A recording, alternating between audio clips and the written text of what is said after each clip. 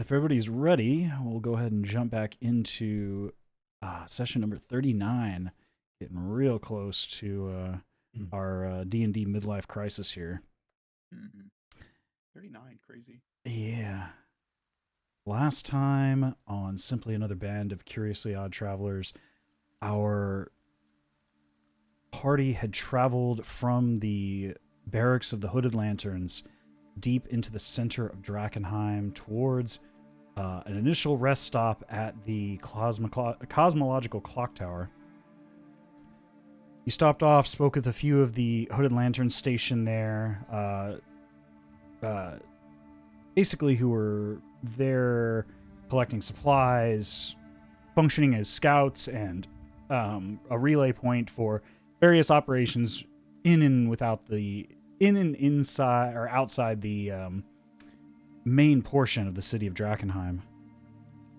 You also observed your potential paths to your destination of King's Gate and the supposed Black Ivory Inn, the destination where Queen of Thieves had issues finding the Chancellor's Crest, one of the seals of the city of Drakenheim. The note stated that multiple agents had gone missing in this location trying to find this supposed crest that was in the Black Ivory Inn.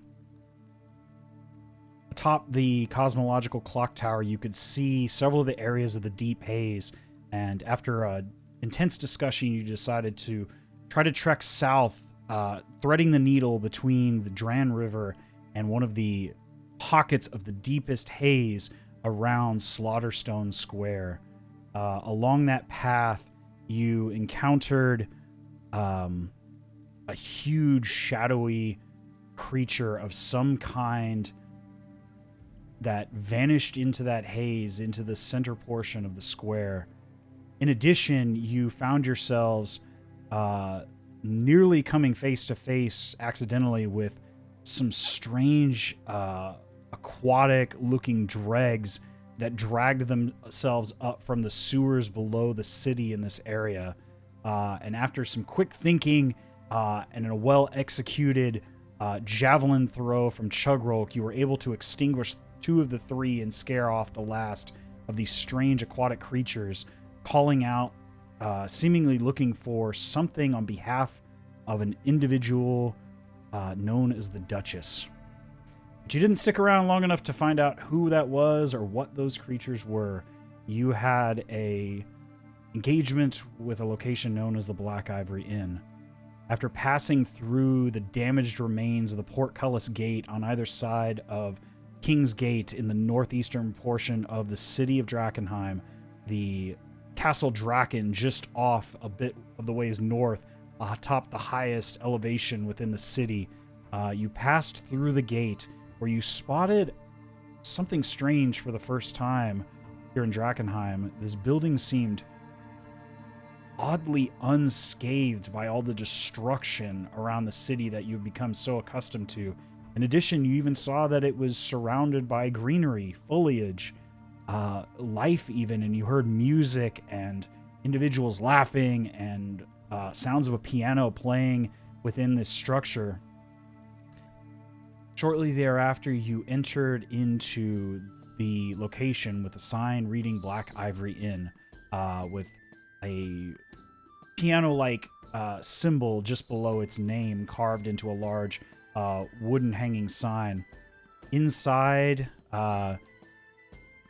you found yourselves inside a cozy but bustling piano bar with individuals of all walks of life. You saw individuals of the Amethyst Academy. You saw handfuls, or an individual with armor of the Silver Order, nobles, farmers, all sorts in this area. Even an individual with robes of the Hooded Lanterns. And as you discussed and spoke with a number of these individuals, you found it extremely odd. So much so that you even stepped back out of the building only to find that the destruction of the gate was repaired suddenly. You saw individuals all around you, more people walking about carefree as if nothing had ever happened here in this space. Which, given your past experiences and everything you've seen of the city, was even more unsettling than any creature you've encountered up until this point. Extremely concerning. You step back into the Black Ivory Inn to find that you ask, what day is it? What's going on? Do you know of delirium? What is this? Getting a plethora of mixed answers from various individuals. Skeptical of everything in this space. And as you begin to discuss with some of these individuals, including the mage known as Osiris Cronley, that you spoke with briefly, Tim, you learn that this is a very specific date for these individuals here in this bar. Date, the fall of the meteor itself. And as the sun begins to set on this space, at approximately a little after 8 p.m., you find that the structure begins to shake violently as you feel a rumbling. You hear cries from outside before a shard of debris sails through the roof of the Black Ivory Inn, impaling the pianist upon her stage directly through the chest before multiple extraterrestrial rocks encrusted in delirium and meteoric iron and rock shower you as your minds fade into blackness.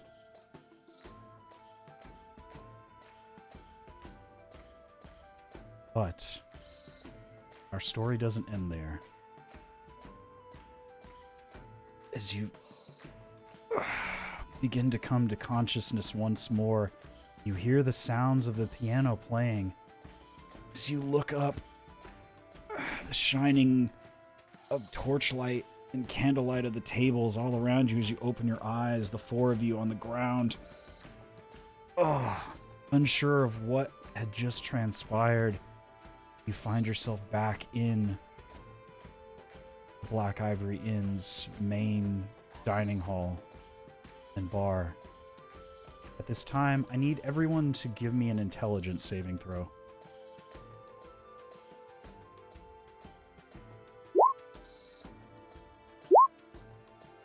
Nat 20 -1. Let's go. I almost had a nat 20 also. Let's go. Oh my god. Okay. That was versus 17 here. Okay. On the dice, let me see what I have. I got a little bit more than that. +2, so. Intelligence. Damn. Yep. Let's see. Oh dear. Mine ain't looking good. We're really smart, guys. Doy. Okay. Divine inspiration from having a meteor dropped on our heads. As you all look up and you look over at your companions, remembering what just happened. Oh, a bit of pain in your heads. All of you come to, immediately thinking, we should be dead right now. We did die. What is going on? As you sit up, unsure of what is going on, are we getting reverb audio, Shiny? I guess somebody, are we echoing or something? I don't hear one. Fine by me. You guys, I mean, here, if everyone wants to say something real quick, I'll Testing, do a testing, quick sound. testing. One, two, three, test, Hey, hi. Hey, hi. Test. Were you getting some feedback? No, I just saw your message. I thought we were getting like feedback or something. Oh, no. Sorry, yeah, no, I was just making sure we're all good. Oh, okay, Sorry. cool. Yeah, no, oh, you mean the audio? Yeah. Yeah, for those who weren't here last time, for about an hour of the stream, there was no audio, and I did not know. Yeah, so, yeah, you'll see that when I edit the VOD at some point, when I get around to that. Yeah, that's on me. Good check. I made sure to check that this time. Anyway, back to the fantasy. You all sit up, and wait just a moment here. Cedric, you feel a kick at your thigh as you look over as the blonde-haired, half-elven young man who you recognize as some sort of the MC or proprietor of this establishment looks at you. Goes, "You doing all right, friend? You and your buddies, you all looking like you passed out on the floor there. You had a bit much to drink before you came in here. You all right? You might want to get up off the floor. It's kind of nasty there." I just stand up and just go, yeah, it's we just sound not the most dexterous bunch. Sometimes we kind of trip over each other. It's a long story, but thank you. And I'm gonna try to avoid any attention towards this whole meteor thing. Right. And he smacks you on the back of the shoulder. You all have a drink here. My name's Mike, but everybody just calls me Open Mike Conley. I'm the owner and proprietor of this here Black Ivory Inn. Oh, thank you, Mike. That's quite kind. We'll see ourselves to the bar pretty soon here. Cool. You have a good one, my friend. Enjoy the show. Lady Charlotte's quite the performer. Yes, so I've heard. And as he steps away, kind of going to talk with a number of the guests sitting around, again, you see the wide collection of individuals here. Nobles, guards, farmers, field hands, various factory workers from around the city, hooded lantern, a knight right at the front with heavy plate armor, sitting right up front and enjoying the music heavily. The same blonde, beautiful young woman with the emblazoned crest of the Queensmen on one of her shoulders of her gown, sitting there flirting with the Fire Genasi bartender behind the bar. You see a number of the various staff bringing out food and drinks all around the bar as the piano music continues to play. As this is happening, what are you all doing?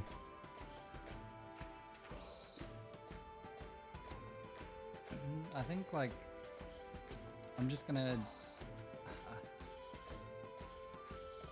I don't want to go towards the bar, but, like, I don't want to draw attention. I think I'm just gonna go, like, Cedric, are you already at the bar? I dusted myself off, and that's the gist of it. I was just standing here.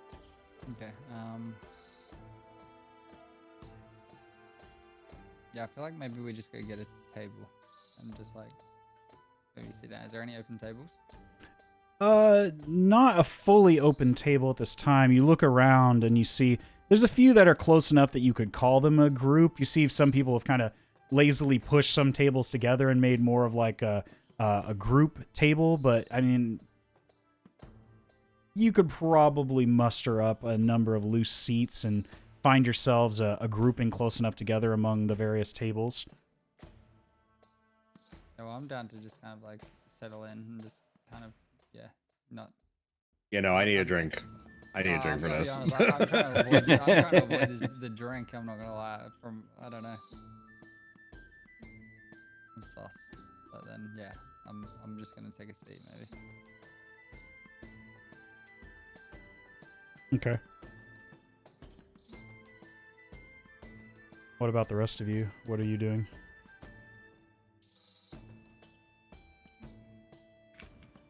Is it loud? I mean, it's an open bar at, just before happy hour. Give me a survival check, Georgio. That's such a weird check for the situation. What is happening? It's gonna be a 12. A 12. You look out the window and you're, as you think and you look at the crowd of people and you listen in, you can see that there's a decent amount of people. You can see that there are kind of more coming in, and given you look outside, you would imagine based on that check, it's probably early to mid-afternoon, maybe about 3 o'clock right now. in the afternoon.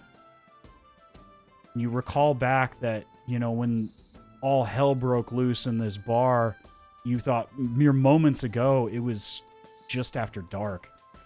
Mhm. You've definitely observed a time change of some kind Yeah. that contradicts your natural assumption. Yeah.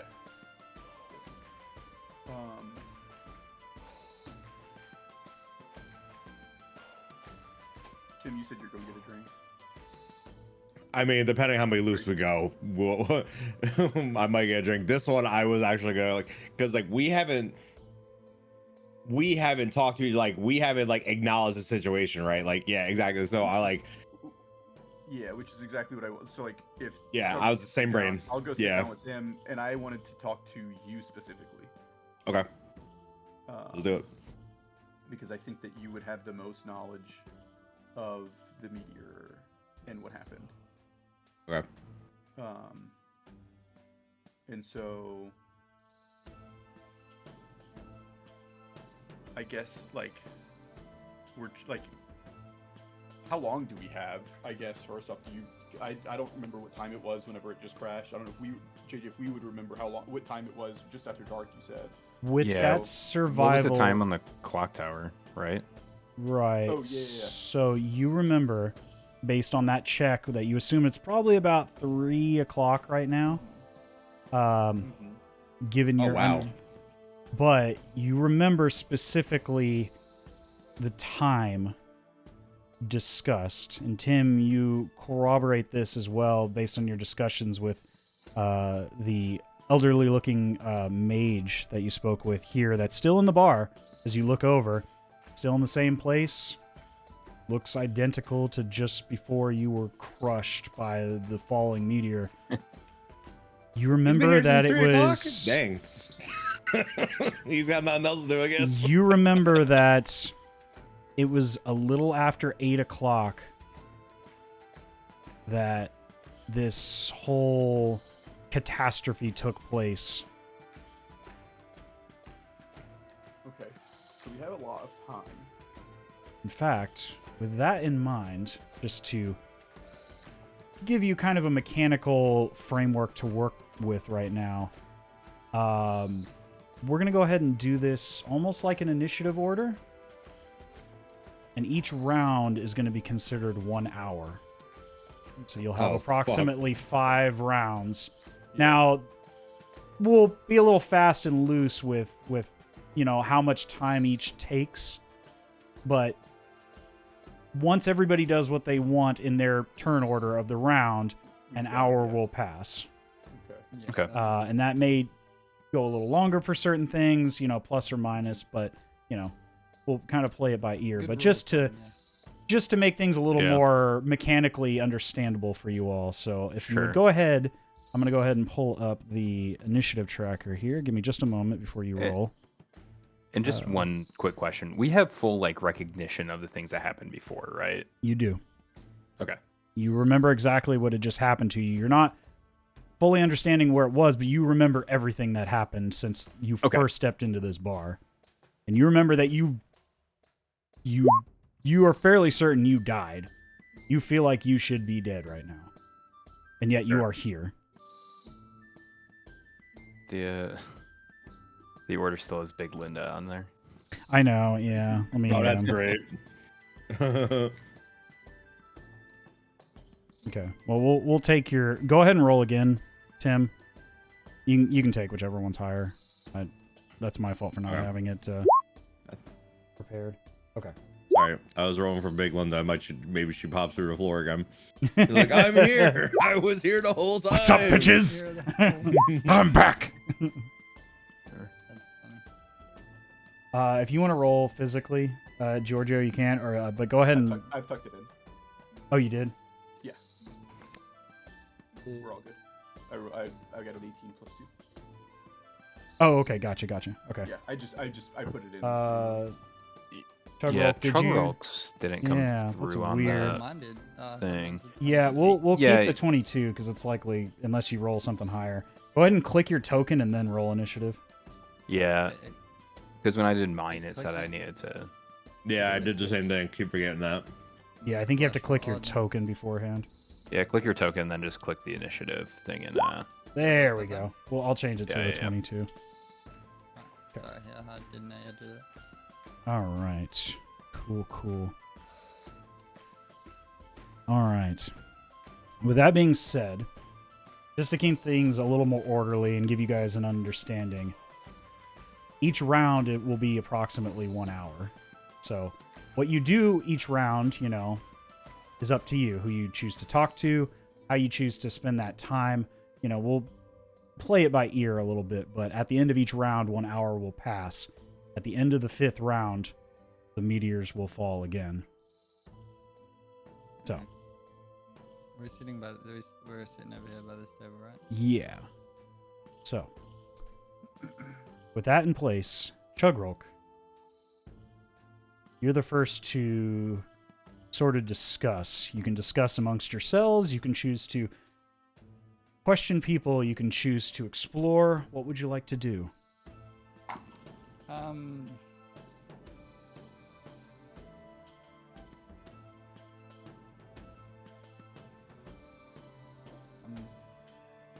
think the bartender's good. Again, I want to find out some information about what's in this drink because I feel like that was suspicious. If I'm remembering correctly, it might just be my memory, but or like how people are being kept here, like in this time loop. Something malicious of maybe I will go and speak to the owner again. To open Mike Conley? Yeah, I might just ask him like, oh, I really like, I love the vibe here. Like, how long have you been running this place? Well, I've owned this bar for about, it's going on about 30 years now. Living here in the city of Drakenheim. The bar's been good to me, and I've known Miss Charlotte up there for quite some time of that. Although I do tend to live a little bit longer. She's, the first time we were met, she was quite a bit younger last, but now she's grown into quite the beautiful young woman. Me myself, I'm not going to, share my age, but, I'll let you guess.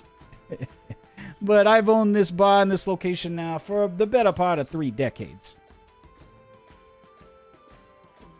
Family business? Not quite. I bought it off the original owner ages and ages ago. It was quite a dump at the time. So we cleaned it up, swept the floors, greased her up a little bit, put in the stage, and, a little bit of hype here and there, some good music, a fair amount of drinks coming and going, and, now we're the most popular joint on this side of the city. Yeah, it seems to be popping.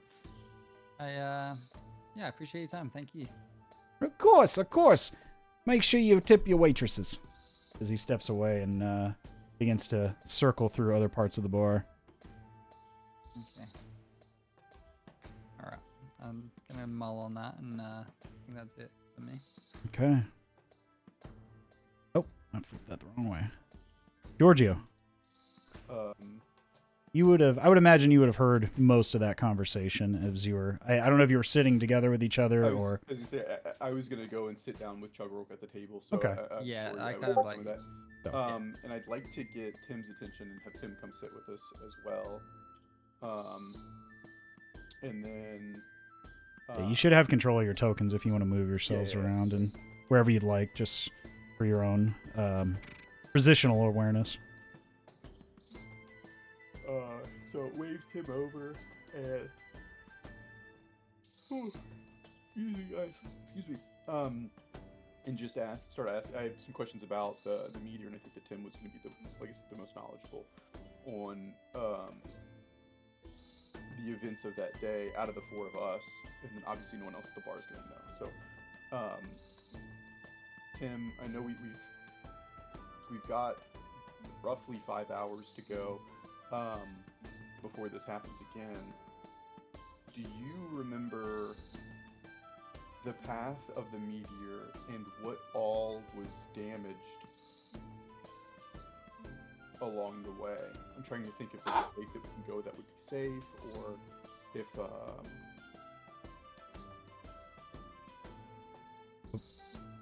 No, I'm fine. I'm I fine. heard something, and so I wanted to take a second. I didn't want to distract you while you were. No, it's literally my dog. She's just fucking barking. Like That was a bark. I heard something. Yeah. It sounded like a door slam or something. And you were, like, because talking. it's because I have my FX on. So like I was just getting ready after you were done, and my dog just was robotic like, barking. Yeah. Bark, bark, bark. I am a dog. Okay. I don't know what all you remember or what studies you've done to give you, because that, I mean, if I think back to that day, man, there was a lot of things going on for us that was very hectic. I really couldn't tell you anything about it. Stopper, was I in this form when it happened, or was I in the I'm just trying. Was I? Yep. Was I? Yeah. I don't figure know for your character if this is going to be a memory check or if this is going to be like a studied history check. But I would imagine that you would know something. So. That's Yeah, I mean, I'll be honest. Like, out of character, like I probably could I could spin something one way or the other. I'm just curious. Like, as my character, was I in this form before that, or was I in this form after? Like, I would imagine.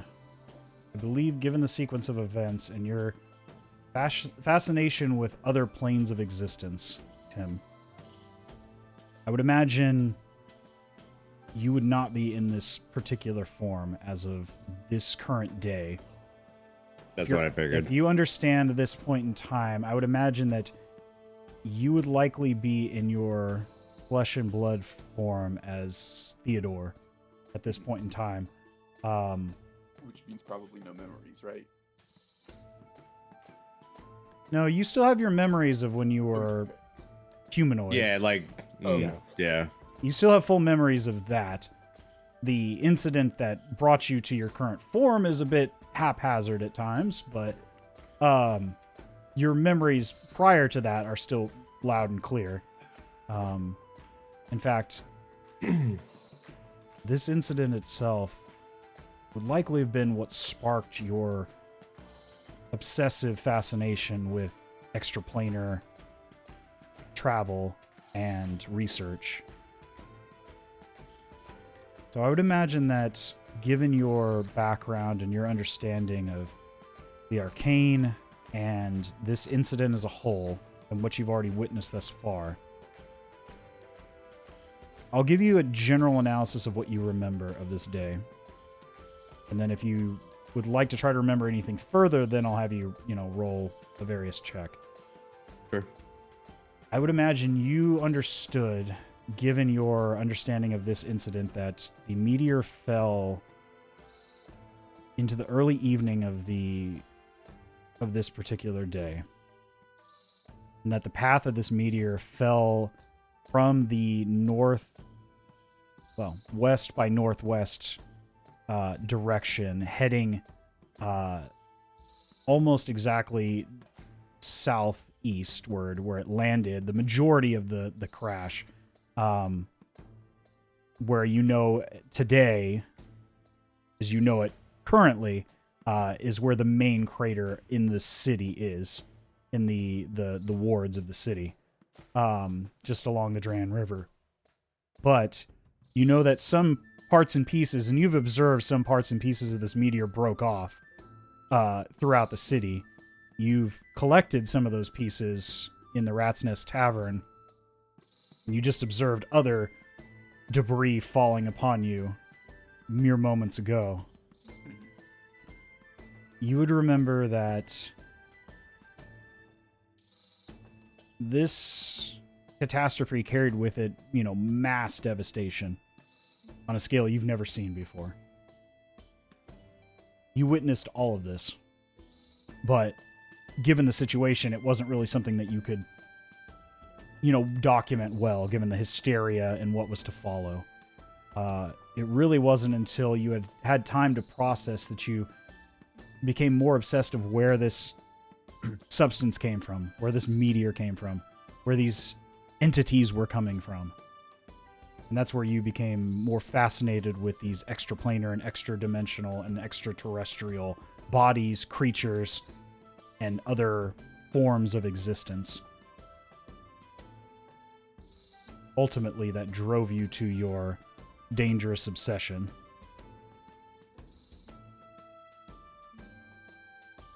Was there anything else in particular that you're interested in?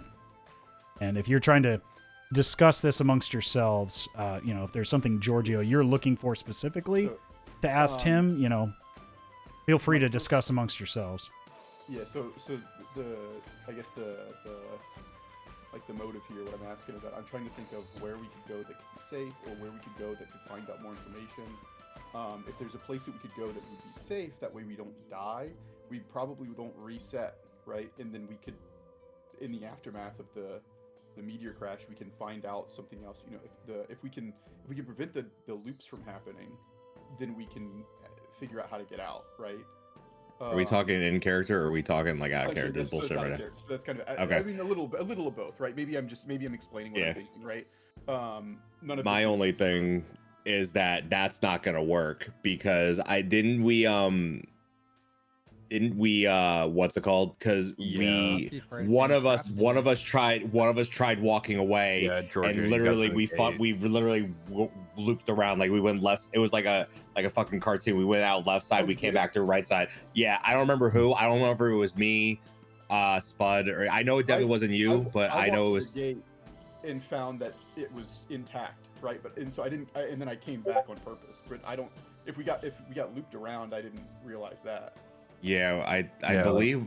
You're not 100% sure, but you do remember walking to the gate, and that's when you observed. I walked to the gate to see if I could leave, and then whenever I saw it was intact, I was like, "Oh, we went back in time. Like, this is not a weird thing. Like, we have traveled backwards in time, so we need to, whatever." So that's why I came back to basically relay that to everybody else. I don't think we got looped around. So my next thought is then, because I know this meteor crashes through the tower, right? They were doing a lot of studying on this delirium stuff, and so I'm wondering, do you know what was going on in the tower on that day? Have you learned the history of that now that you've been a part of this whole thing, or is that kind of a blank space in It's kind of a blur, to be honest, because once I saw the meteor, I was in the tower. You were not in the tower. I was not in the tower. you would have been dead if you were in the tower, or you would have. No, I thought because it was like through the top. That's why I wasn't sure. No. Okay, my bad. You were here in the city, but you were not in the tower. Okay, gotcha. You don't know of any other mages that were in the tower that survived. Yeah. Okay, I gotcha. Except for the lady who froze herself up there, right? And so it's like I'm thinking, like, I know what was happening. They were doing a crazy thing, and like the meteor crashing through the tower is definitely not a coincidence, right? Like it was pulled there magically for some reason. That's what I'm assuming here. So it's like they're doing something right now, like as we speak right now. They're it's 3:00 in the afternoon. They're in the middle of this thing that ends in this meteor crashing through that cuts them short. It's not close to us, right? Like, it is not on this side of the town. It would take a long time to get over there. But definitely, if there was a way to get there, we could probably find out a lot, because I would be surprised if no one was aware of the possibility of this happening. I was gonna ask Stopper, can I try to remember if I actually saw, like, if it came through like the sky, or if it came through like an opening that was created? If it makes a difference. Go ahead and give me a history check. I'll go ahead and give you advantage on this situation as you and Giorgio discuss this. As you try to piece together your memories of that day. Okay. With an 18, you don't remember it exiting through some sort of portal. You've been very familiar with extraplanar travel at this point. It's quite your area of expertise. At least on the theoretical level. On the applicative level, it's a bit more gray. But you know what a gate looks like. You know what a teleportation circle looks like. You know what happens when somebody summons something. Like the telltale signs of magical extra-dimensional travel. There were no signs of that. This seemed to have come off-world. Now, whether that was lead or was some sort of catastrophe or some sort of divine intervention or just sheerly horrendous luck, you do not know. But you do know that there was no signs of some sort of summoning of this incident. Okay. You just remember that it arrived from high above the cloud line outside of what you know as this sphere of this world that you live upon, and entered through the atmospheric layer that you understand that surrounds this world from well beyond, this terrestrial sphere.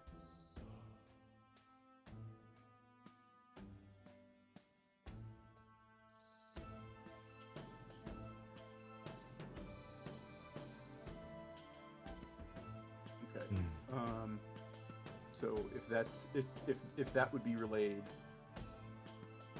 then I don't know if I have any other questions immediately. I need to start thinking about this. What I guess how far away is the tower from here if we had to walk? Give me just a moment here. I don't think it's that. You have your map, so you could. Yeah. You know, even looking outside right now through the windows right now, the overall layout of the city hasn't changed, just its condition seems to have reverted back to its original state that you remember from your childhood. Give me just a moment here. I've got to remember. It is...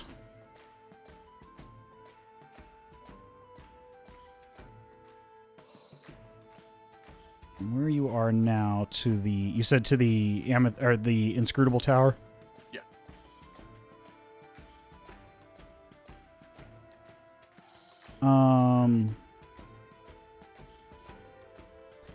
As the crow flies, about mile and a half, mile and 3/4. But city streets, probably about 2 miles. Okay. So so it's not that far. We could get there pretty quick if we ran, and nothing prevented us magically from moving there. Take a reset and we run for it. Is that right, JJ? You can try whatever you'd like.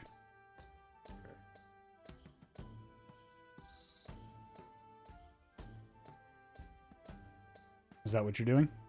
No. I'm just thinking about if we did. Sure.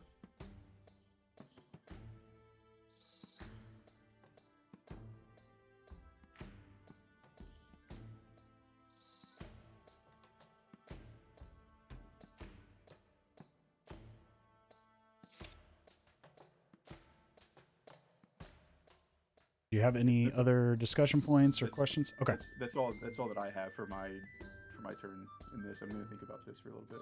Okay.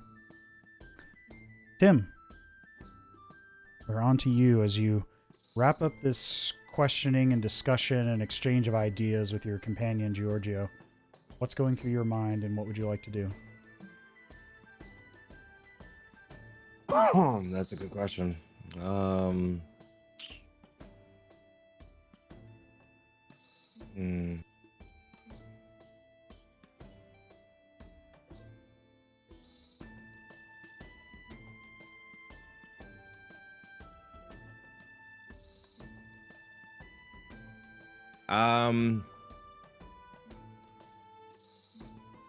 I guess I'll talk to the old man again. It's not too hard. You're able to turn around and you see him speaking with a noble just behind you. As you spin around and look, you find him not but 5 feet behind you, having a drink as you turn to look at him. What do you say? Let's see. Hi. Hello. Good to see you, Elder. Hello, what can I do for you? Oh, you're a man of the Academy as well. Splendid. What can I do for you, sir?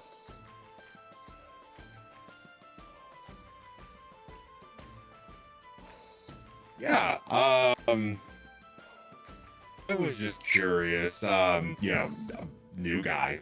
I'm very new here. I just started with the academy a few weeks ago, and I'm still learning like the goings and everything here at the academy. Is there anything particular going on today at the tower? Like any major events that we know about or anything? I'm just trying to make sure that there's like anything going on that I should be aware of. I feel like as a newbie, I should know just in case there's something I'm missing. Not that I'm aware of.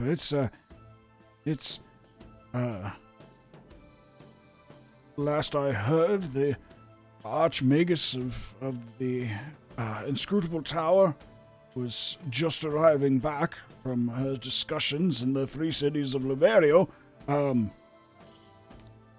Last I heard, she was discussing with the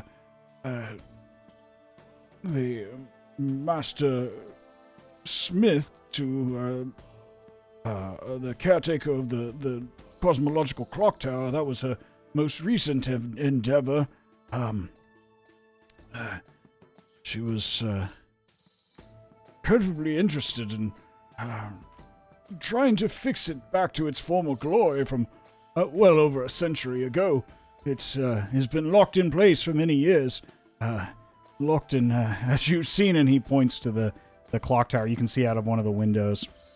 It's well into the skyline of the city of Drakenheim.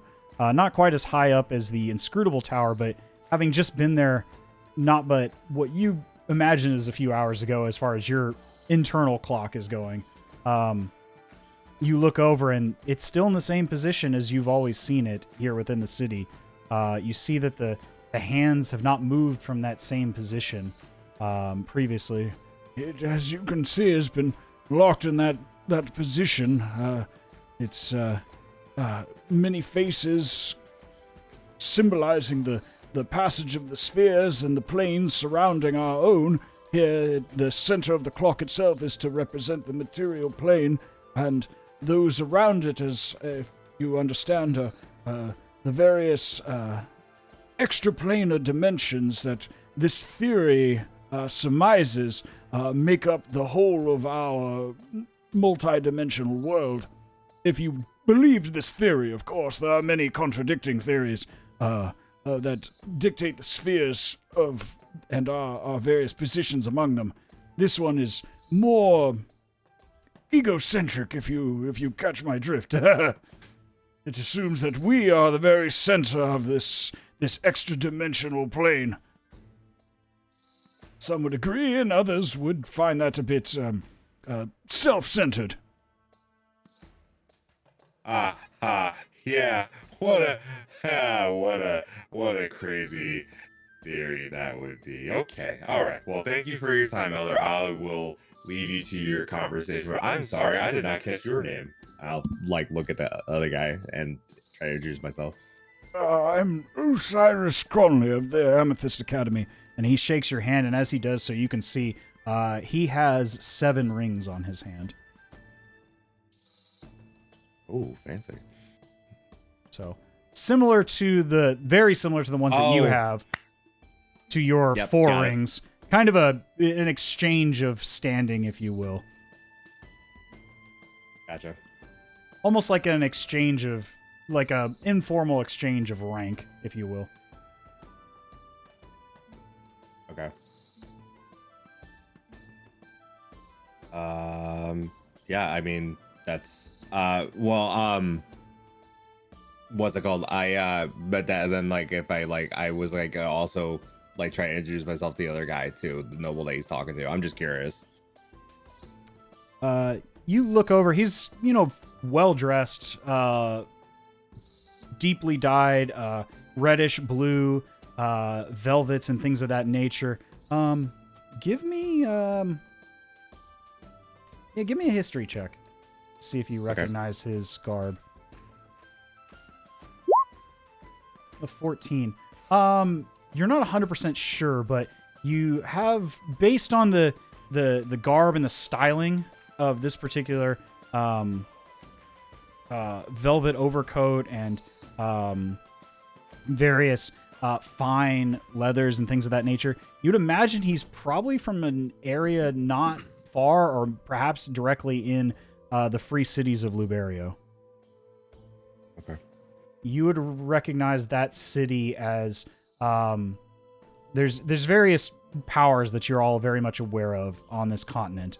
You have the country of Westamar, which Drakenheim is the capital of that country, and then you have the capital city of Lumen and the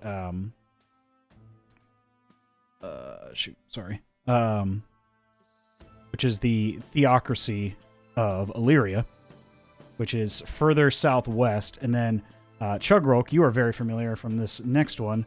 The far to the west, you have the country of Caspia.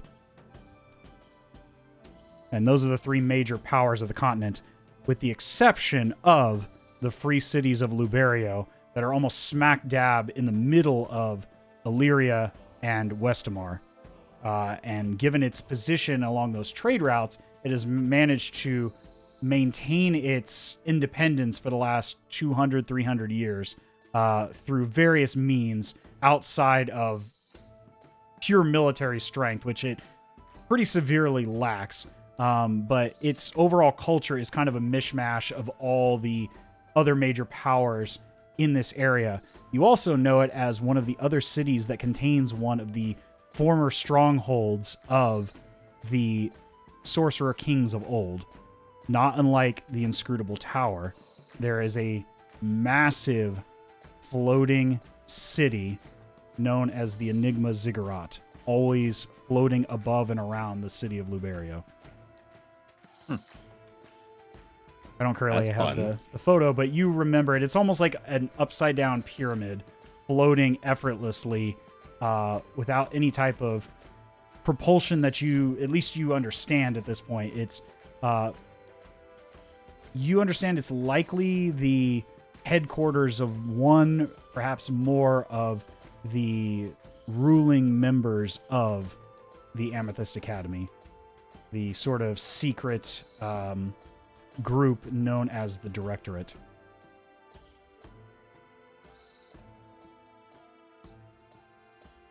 At least that's the rumor you've become familiar with. Gotcha. Okay. All right, well, shit. I'm just fuck it. I'm gonna get a drink and I'm just gonna fucking sit down, and ponder the fuck out of this. Okay. You get a drink. It's, what are you specifically ordering?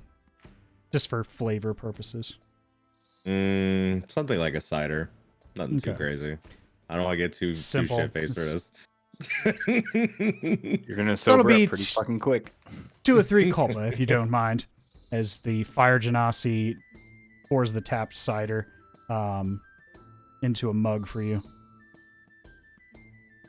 Here you go. Thank you very much. He scoots it across the bar to you. It's ice cold, despite his sort of heated, sort of atmosphere around him. He's careful not to overheat the mug as he passes it along to you. As you take a sip, it's a very dry cider, almost like a very strong, dry. Not as strong as like a white wine, but not too far off.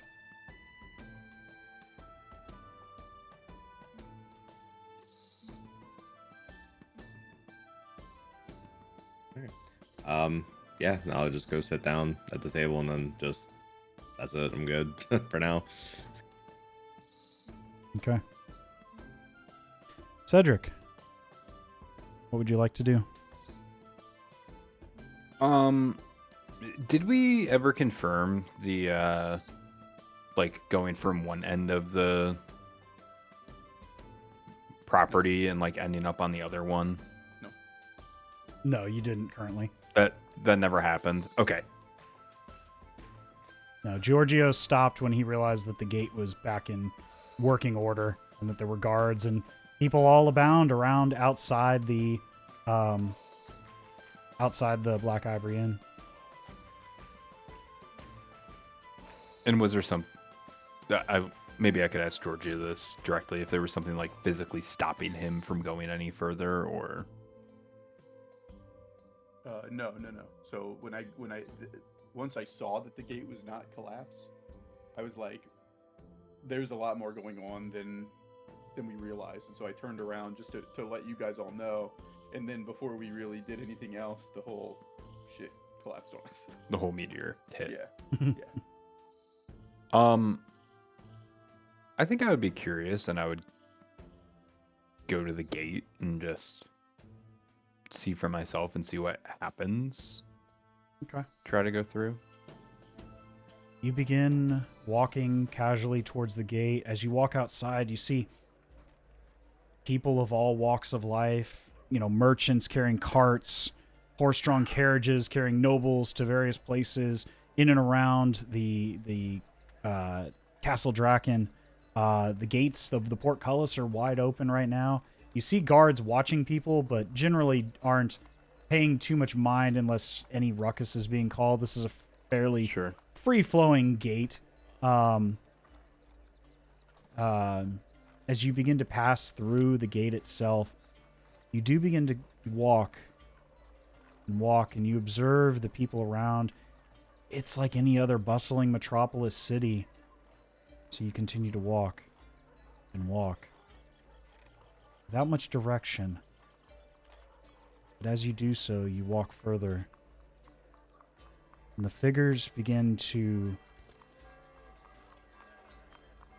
grow cloudy in your view. Almost like a fog. The once very corporeal individuals around you grow almost transparent. Like the remnants of a memory, of a past, of a story that has long been forgotten. And as you continue to walk, you find yourself walking into a fog. Dense, ever thicker fog. You think, this doesn't make sense. It was a bright sunny day a second ago. But you continue to walk. Walking to see how far you can go until that fog becomes so thick you're uncertain where you are until you turn back the way you came. And as you do so, you look back, not but 200 yards in front of you, clear as day, as you stand below the portcullis gates of King's Gate. Again is the Black Ivory Inn. You're certain you must have walked half a mile, at least. And yet here you stand, almost exactly where you had left.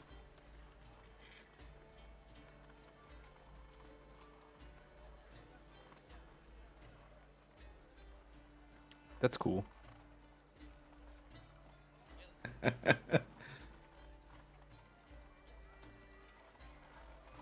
Well, confirmed it now.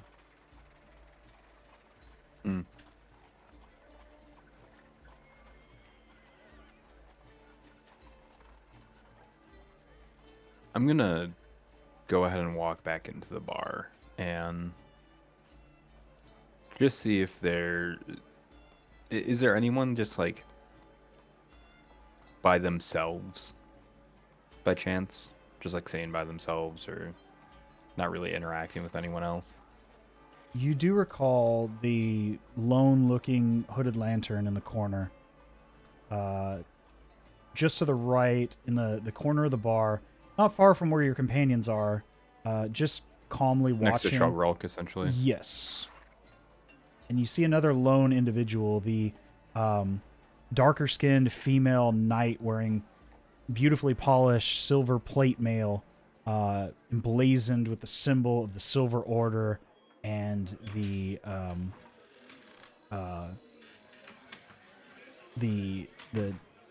brazier of the Sacred Flame on the other pauldron. Lightly but enthusiastically listening in the front row to the Lady Charlotte playing the piano, continuing her show, beautiful as ever, that you've heard thus far several times now. Those seem to be the only individuals who are sitting alone. No, I take that back. There is, of course, the blonde young woman sitting at the bar as well, with the strange symbol that they didn't seem to realize they had up on their shoulder last time you spoke of them. Right. The young, beautiful woman in a red gown beside the bar, flirting with the Genasi bartender, but very clearly with a emblem of one of the Queen's Men groups. But those seem to be the only individuals who are alone by themselves remotely. Or mostly, I should say. Everyone else seems to be a part of another group. Okay. I'm just gonna go over to where the hooded lantern person is and just kind of take a seat by him and just calmly, say, I'm new around here, just want to introduce myself. Cedric, passing through clergy, and just see if I can get his name. Just pleasantries. He nods his head. Aaron Grint. With the scout group here in the city. I'm sorry, you said Bear Grint? Aaron Grint. Aaron Grint. Okay. Yeah. Aaron, And Aaron and Grint, Grint. INT. Okay. And that, all I'm going to say is just, nice to meet you, Aaron, not trying to take you away from the show. And I'm just going to sit there and just listen to the, to Lady Charlotte playing the piano. Okay. All of you sense that time continues to roll on forward as the first hour has passed. And we're back to Chugrulk. What would you like to do? Well, I would like to explore a little. I see that there's a staircase. Is there anything blocking me from going up there? Nope. You've seen a few people come and go up the stairs. You know that this is the Black Ivory Inn, so that, and you saw from outside when you arrived that there was an upper balcony space, about the same overall diameter of the main foundation of the building. So you imagine, and you saw that there was kind of a recess, and then doors to those outside and or windows to what look like temporary abodes up above the bar itself.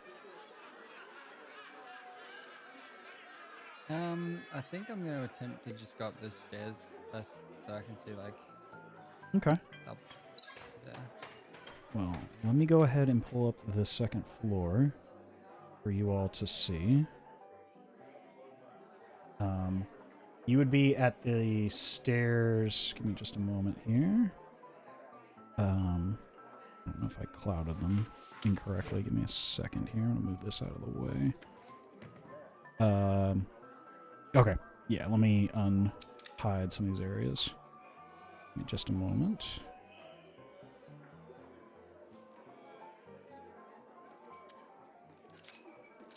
You see, I mean, it is well lit up here. It's not dark. I just had it darkened from the outside.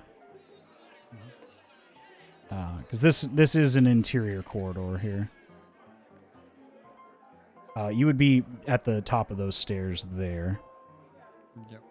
And as you step to the top of those stairs, give me just a moment. Let me reveal what you would see here.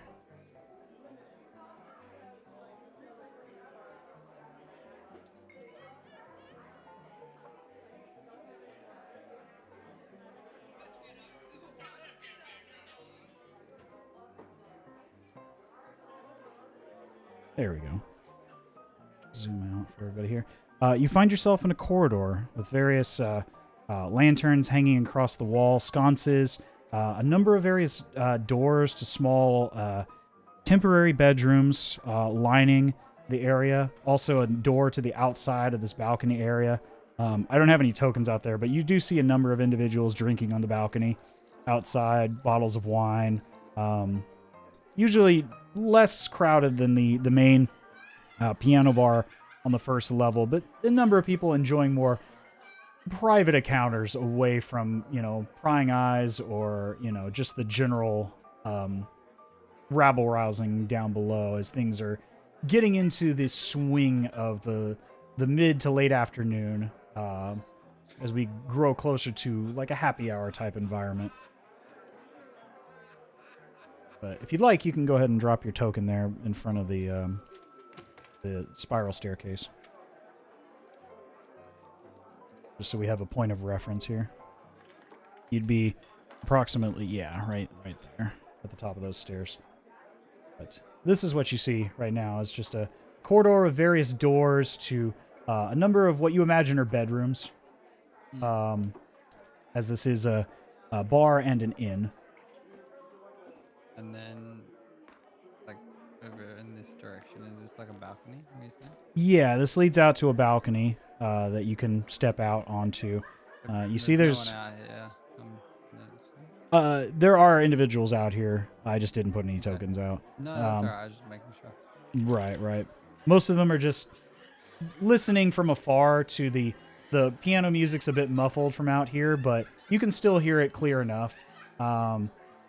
As well as, various conversations out here. People just trying to catch some fresh air that in a less crowded environment. And can I see anything like in the distance of note from the balcony here, or? Give me a perception check.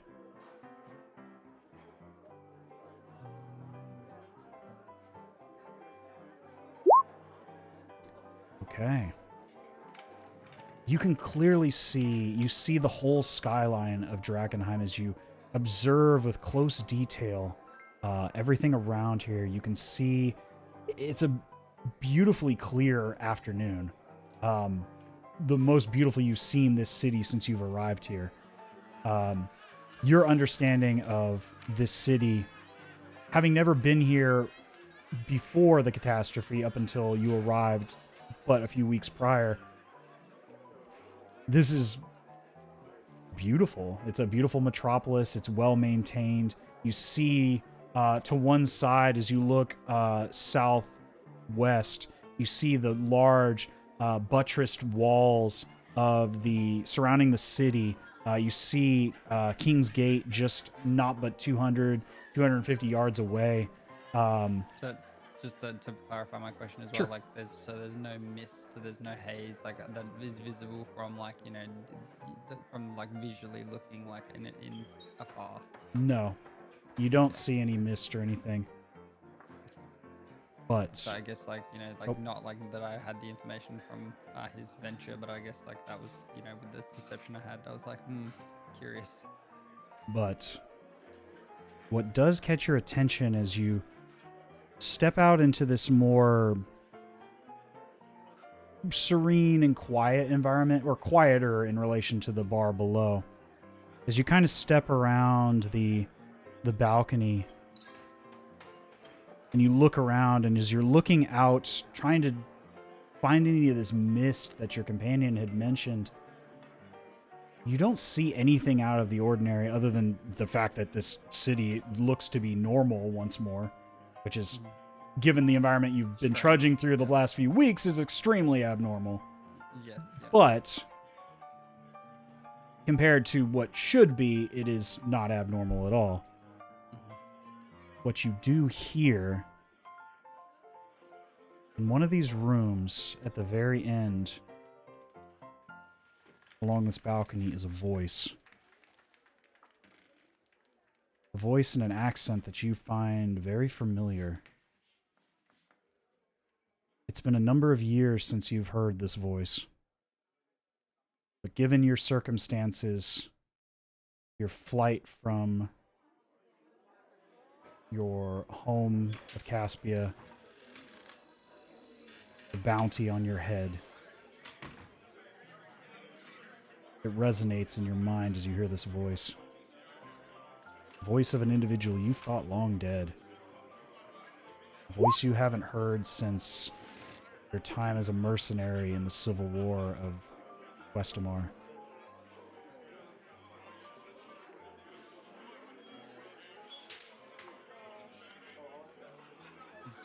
Can I hear like specifically which room this is coming from, or just like You notice it coming from this last room.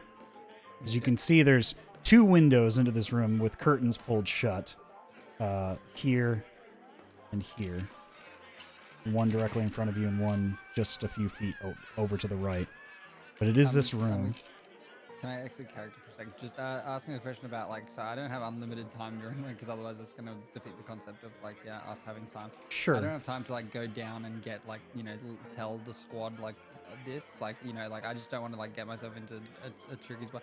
I am going to like say that like, I'm not asking this because I'm just assuming. So I'm going to just knock like solo. I'm just going to, make a rattle on the door. Well, it's a window. It's not. These are windows on the outside. Oh, there's no door here? There's doors on the inside. It's like a hotel room. There's So there's windows on the outside, but there's not a door from the outside onto this balcony. For security reasons. Right. Yeah. So there's a balcony. So I can't work out like what door this balcony is attached to. Yeah, it would likely be one of the last rooms, if not the last room in this space. Well, like this one here. Yes. Yeah, okay, that's what I'm thinking. I might knock on this door. Okay. You knock on the door.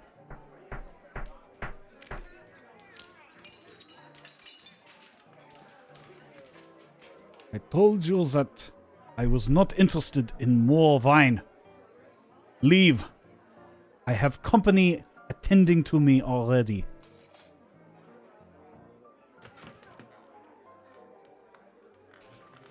And as he says these words, this male voice, what was partial recognition is now very clear recognition. You recognize this man's voice. You thought this man was dead. The reason being, his death is the reason the bounty was placed on your head in the first place.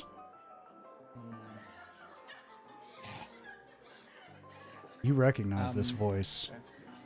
So is this like just I might already know this, or I'm not sure if I'm mentioning this, but is this someone that like has like his death? Was he a friend? Or is he, you know, like do I know like this? When I heard this guy's voice, now that I have recognition, you know, like yes, he's alive, but is he a friend or a foe? Not so much a friend and not really a foe. Okay. But an individual you were hired as part of a mercenary band to not to kill, but to dispose of their involvement during the Civil War. An individual who your company pretty handily embarrassed on behalf of a contract you signed to basically sabotage their involvement on behalf of one of the opposing factions in the Civil War. To Do I you, know this man to be dead before, like in this time in history, or in this time in history before the fall of the meteor, there was no Civil War. yeah, okay, yeah, right. The Civil War occurred I'm just as a myself, result of the yeah. power vacuum that occurred yeah. after this incident. With that being said, this individual shouldn't be in Drakenheim at all. Okay. You recognize this voice as the Marquis Ludwig von Geltstadt.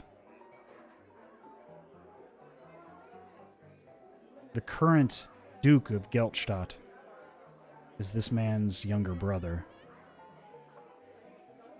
The bounty on your head was placed upon it as you were blamed for his death. clearly this man is not dead. You just heard his voice. So you question, why is this man in Drakenheim? What do you do?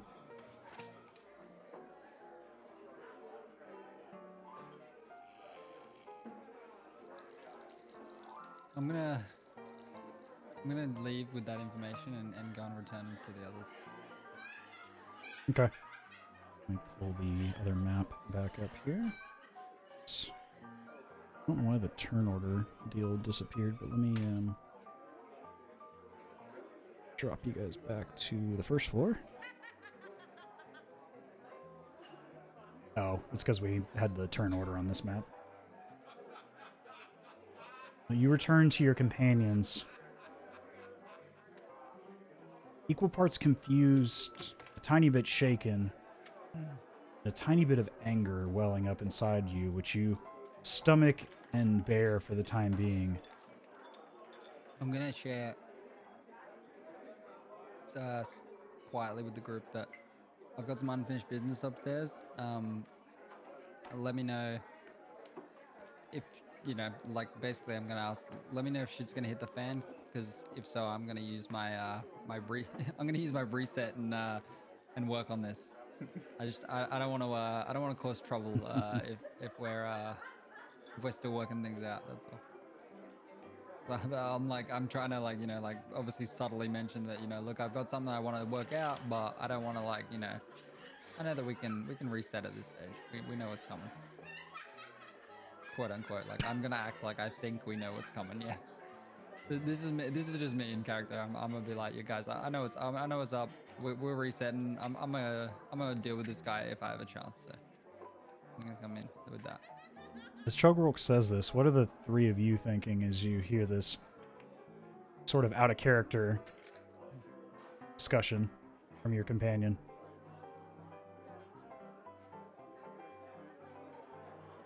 Because we have full memory of resetting, right? Like you said that we, like, you know, Yes.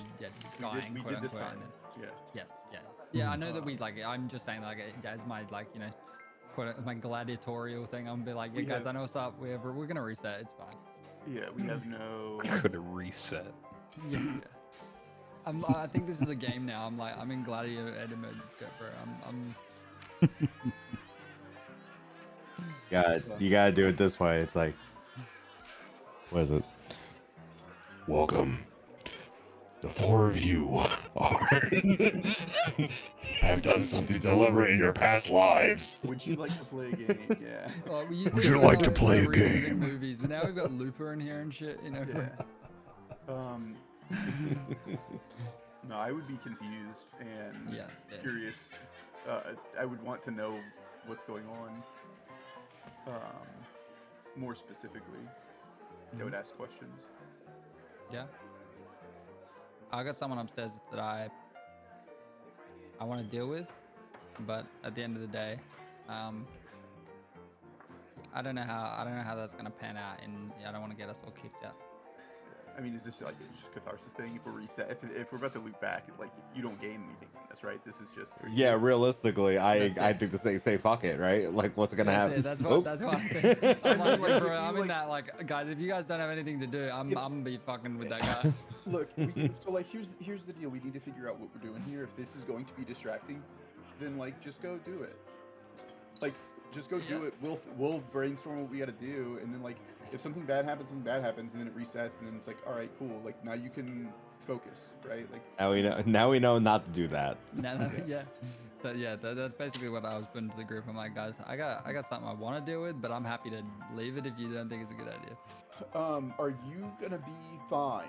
Because I don't know what happens if it's Yeah. like if we don't loop, right? Like if it doesn't like if you die from not the meteor, what Yeah, does it know. go back? are we Or the do we only change the four that are storyline getting too looped? much? And Yeah, like what's so I mean, as what's long our, as like- you like as long as you don't have as long as you are not in danger of death. something bad happening, right? Like yeah, like cuz just again, I don't know if the meteor just resets the whole thing and we're a part of it, or if You know, like because if you Right. if you die right now, and then the meteor can get out comes of in sync. 3 hours, are you back with us or not? Yeah, that's Uh, it. You die in the game, you die in real Yeah. life, That's bro. yeah. We're all thinking it. We're all thinking it. Yeah. No, I think like yeah, you're right. So I want to leave this until like knowing that it's not like I know the media's still got a couple of hours yet. Yeah, I'm gonna like that's why I said like look, I got something I want to deal with, but I'm gonna not do it right now. I got time. If I'm not mistaken on the time, if it's not like 4 o'clock already. Sorry, if it's not like almost sunset already or something. You look outside, and based on your understanding of roughly how much time has passed and what your companion Giorgio had told you, you imagine it's probably about 5:30 in the afternoon. And you understand that the meteor's likely going to fall just after dusk at around 8 o'clock. Okay. Yeah, so like I said, I think that's like probably looking at my closer to the media to-do list. Okay. Before we go to that, we'll come back around to that as you, Chugrulk, begin to ascend back up the stairs. Giorgio, while this is going on, what are you doing? Cedric, where did you try to go? You got I went to the gate just to And see you what couldn't go was through? beyond. and you couldn't get through. I felt like I got through, but when I turned around, I did not go very far. I think, what, 200 feet or 200 yards? I forget which. You feel like you roughly walked about half a mile, maybe, in But total. when I turned around, I was right there. Yeah. Once you hit that fog that continued to grow and grow, and you felt yourself getting lost, you turned back around to gather your bearings and found yourself back at Kingsgate.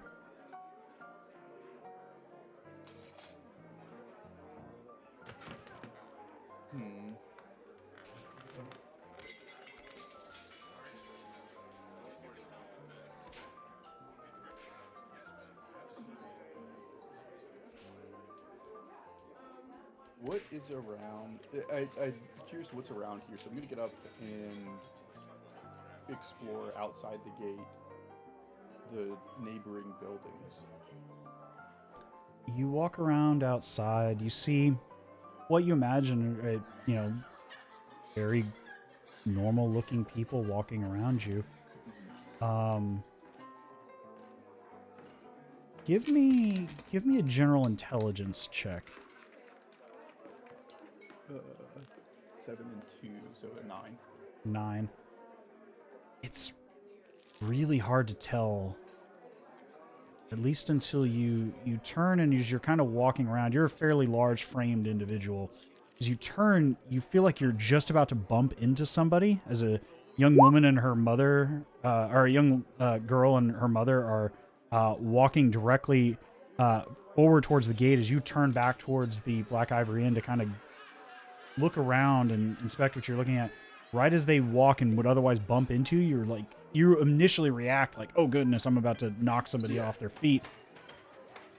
They just pass through you like a mist and continue walking past. And as you turn around, completely confused as to what's going on, they just look corporeal again, but just walked right through you. And there's a lot of people walking around. Yes. That Just nobody noticed or has reacted. hundreds to the fact of that these- peoples, that yeah. two people just walked through me. Right. Can I go approach them and tap the lady on the shoulder? You go to tap her on the shoulder, and you, ma'am, and your hand passes right through her. Okay. Does she react to my speaking to her? Not at all. Okay. It's as if you're talking to a memory or an echo or some sort of spirit outside of your realm of communication. And they look so do they look like they're like normal from here, or do they look like is there much of a difference in how people dress? Do they look ragged and haggard? Because I mean, like if you're living out here in our present time, I think that you would not be comfortable and, you know.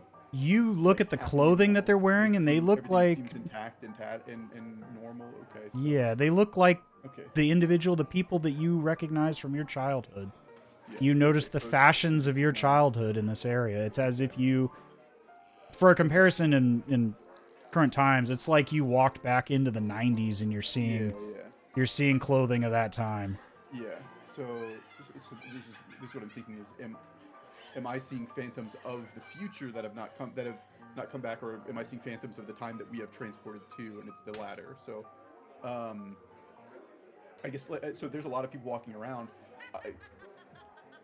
Is it like crowded? Can I like walk through as if I'm walking through a crowd and kind of bump into people without being weak? Like I don't want to like walk over and like start tapping people on the shoulder, but I want to see if there's anyone else that's also not quite fully corporal, right? You go to interact with a number of individuals outside the space around the Black Ivory Inn, around the gates, individuals, one after another. Ma'am, Saying no one's reacting to me. Okay. sir, can you... Sir, as you go to ask one of the guards at the post at the gate, can I ask you... Same thing again and again. Okay. Every interaction is met with vague memories in a mist-like form as you pass through them. Okay. It seems like the only individuals that you've seen thus far with any type of intelligence and responsiveness are those within the inn.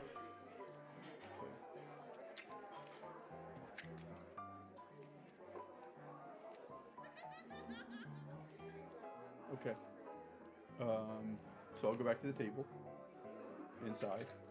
Actually, on the way in, are there people that are on the front? I remember when you told us when we first showed up that there were some people that were like out on the Sure. drinking on the patio, basically, right? Right.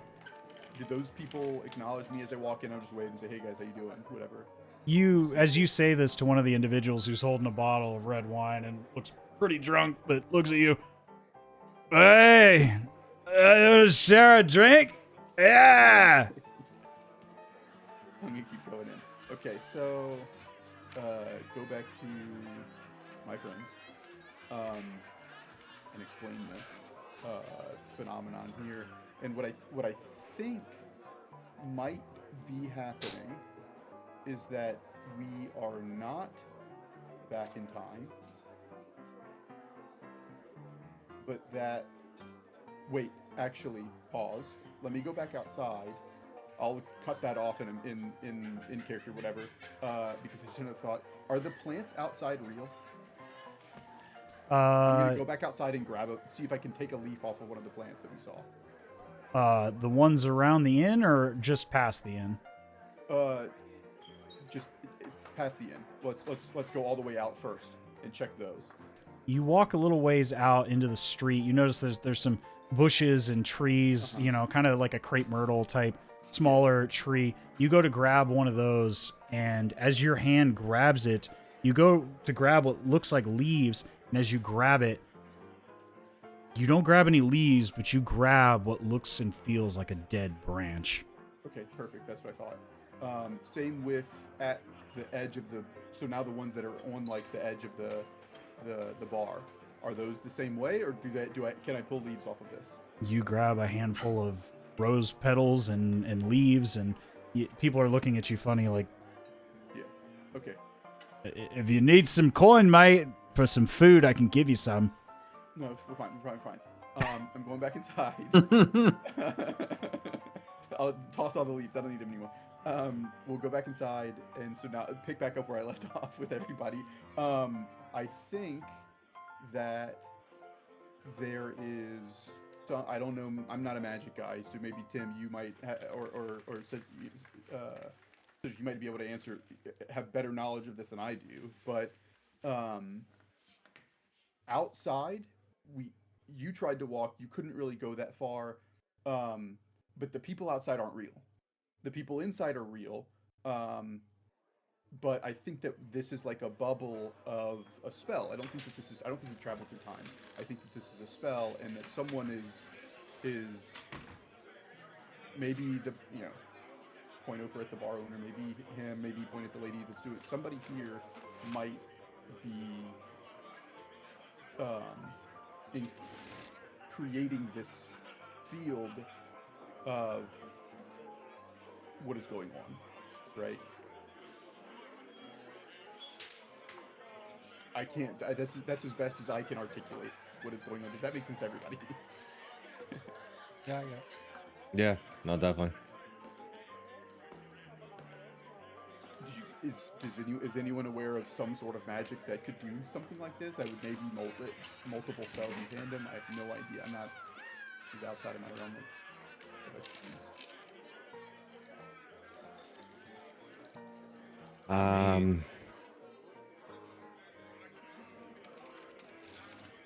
I mean, the only thing I could think of is it's a stretch. This seems to be a looser version of Labyrinth to me, in a sense.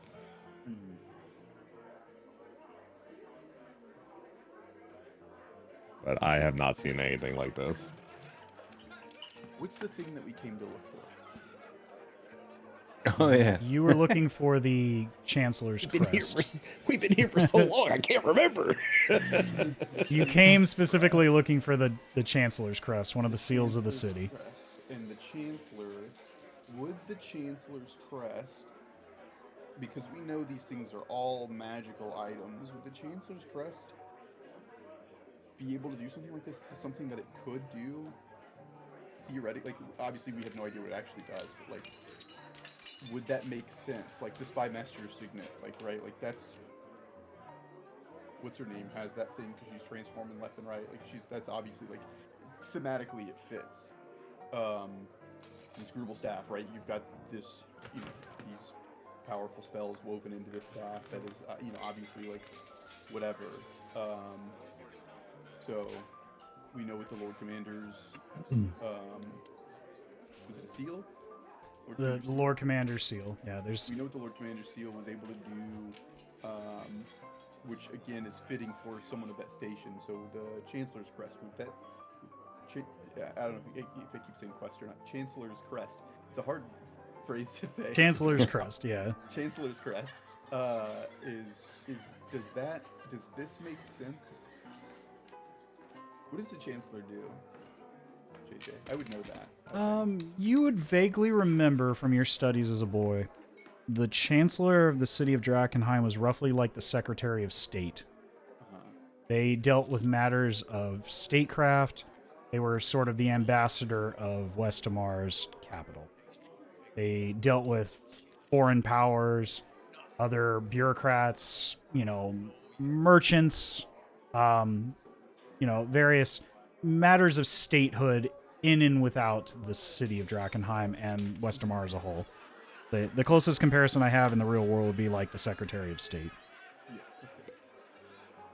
So the only thing that could make sense, which doesn't really, I don't think, would be like if it was like a zone of like, we've got an isolated place where we can do some diplomatic dealings, right? Which I feel like is a little bit of a stretch. I don't think that really fits. What the Chancellor's Crest would do magically. But I still think that there is someone who is here that is doing this.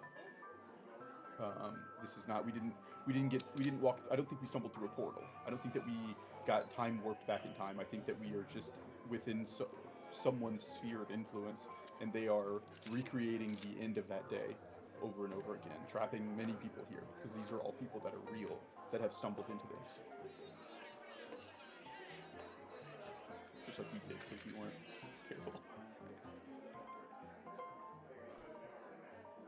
Tim. How did we get here again? Give me an Arcana check, Tim. We just As Giorgio says this to you. Okay. 16. So we have to blast this with magic. You've never heard of anything like this before, but as a mage of very theoretical magic in your previous life and even now, you do also have a vague understanding as you're beginning to delve into chronology as a study of the passage and the flow of time. As Giorgio is explaining this to you, you don't know of any spell specifically that would cause this, but you would know that this is, if there was something like this, to mess with the flow of time, as Giorgio says, even in a localized area, would be quite a powerful feat indeed. So whatever's going on, you feel fairly certain that there's some sort of magical cause to this. Now, you don't understand what it is or if it's malicious intent. You're not certain. That's where you're kind of at a loss at this point in time.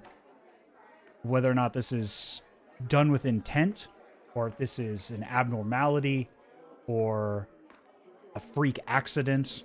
You're not quite certain right now, but you would understand that just for you to localize in a small area, to twist time backwards and forwards, as you've done several times now, to do it on such a large scale that would encompass an entire building or even an entire city or anything like that of that scale would require a tremendous amount of magical energy. A very powerful spell of some kind.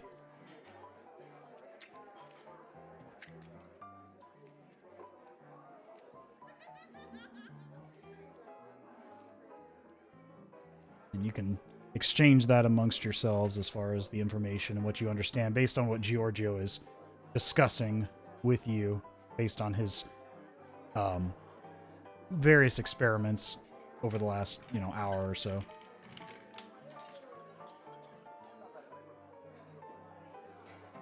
Giorgio, is there anything else you wanted to say in that time, or should I pass it along to Tim? No. The last thing you want to do, I didn't want to say anything. Sure. But is there something that's like a fork? I'm looking at the thing, like a fork or something, like a utensil. Yeah, there's that I can plenty keep- of utensils that I on the can keep tables. on my person. I want to put it underneath my armor or something, just to hold on to a little Sure. tiny thing. I just want to see what happens to that. Yeah. Quick enough. There are mugs and glasses. People steal silverware from bars and restaurants all the time. You just immediately... Yeah, just tuck it in and, Yeah. and just sit there with that. It's fairly innocuous. Okay. Tim. Exchanging that information and sharing what you know of this matter, what would you like to do? So I cast Fireball. So I start blasting. Literally, dude. I didn't ask how big the room was. I said I cast Fireball. Yeah, I just saw TikTok and asked some girl there. Like, I didn't ask how big the room was. I didn't ask if my friends were in there. I didn't ask if there's any civilians. I said I cast Fireball. I saw one the other day. It was like a meme. It says, "There's no I in team, but there's 7 eyes in fuck it. I don't care how big the room is. I cast Fireball." I love that one too. That's a good one. That's a great one too. Anyway, back to the story. That little meme All break. Hmm. I was serious. Well, this does require such a magical feat. I have no idea what we can do to break it. This is quite frustrating.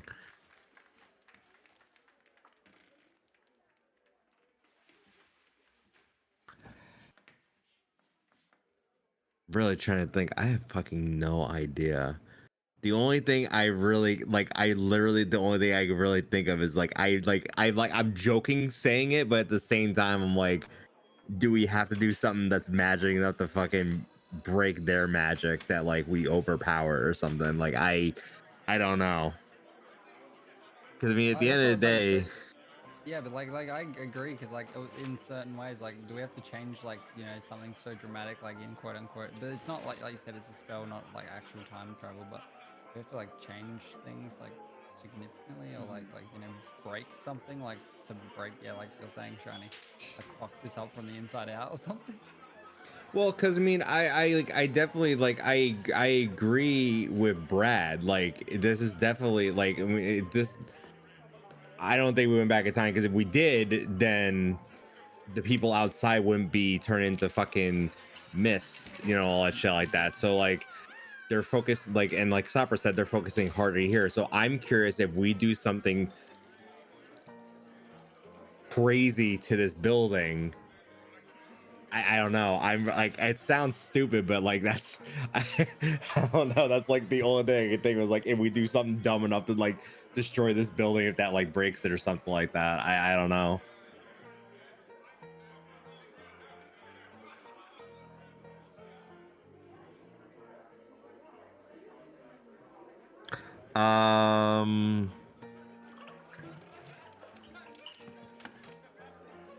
Can't. How many hours have gone by right now? It's been one cycle for everyone, so this is the second time around. Yeah, this is We're going through number 2. So right. Yeah, this is our second turn each. Yeah, it's been about an hour and a half. Hour and a half, Okay. hour and 45 minutes. Okay.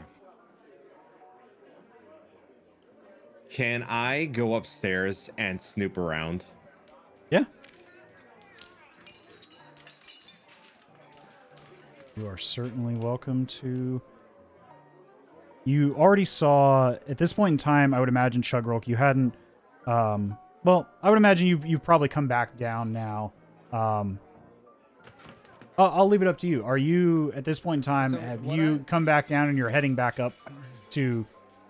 What I was gonna say is I'm gonna because I actually didn't head back up. I was thinking before, I just kind of like was chilling with them. So I think like after now learning what Georgio's kind of taught like about that, I kind of feel a little bit worse about this situation with this guy or this person that I heard through the door. Because obviously I feel like they've been trapped in this spell rather than like like I originally thought that they've been hiding away or died, or so I'm kind of just mulling that over still. Like, but yeah, like I would have shared that like I heard somebody that I knew's voice upstairs and stuff, but I would have stayed down here, I think. Okay. Well, you watch as Tim sits up and begins to head upstairs. Just because of what you've already discussed, I will let you decide. Do you accompany?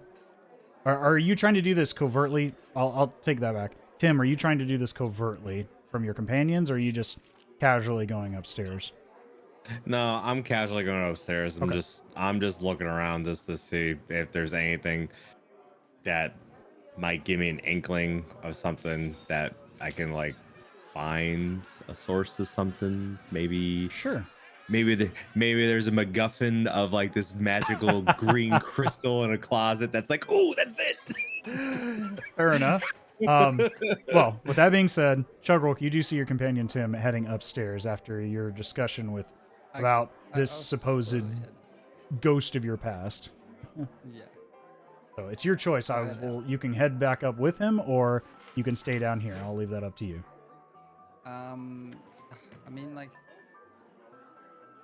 yeah, I don't really, like, I'll slowly just head up and I'll just kind of, like, I think I'll just meander around, like, yeah, around here. So yeah, Tim, you can drop your token. You'd come up that same staircase. While Tim does whatever he does. Yeah. Okie dokie. I would imagine with Where? just a few moments, you will be able to clock kind of the I can even just say, like, surroundings. I'll just be, if there's, like, a student standing here, I'll just, like, kind of, like, non-sus, like, just be Sure. standing there, I guess. 'Cause I don't Okay, wanna just there we stay in go. the fucking corridor. Yeah, you should be able to drop your token. So just as a So positional. me and my boy Snips, we're up here. So I gave him the clamps.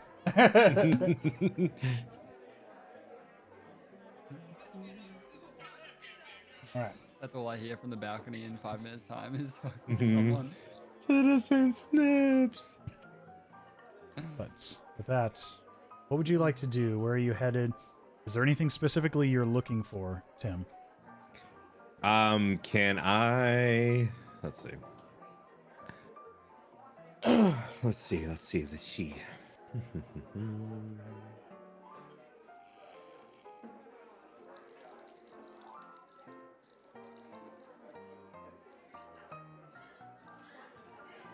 Well.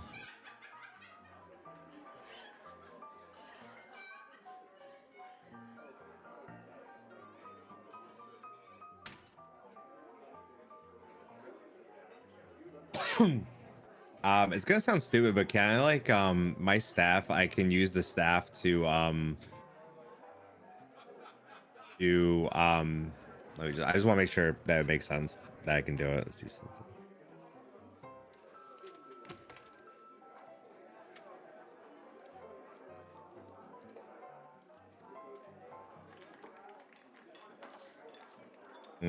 It might not really work here. It depends.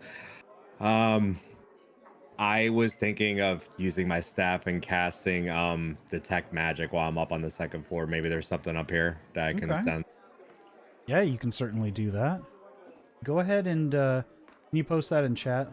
Go ahead and if you cast the spell, go ahead and post that. Cool.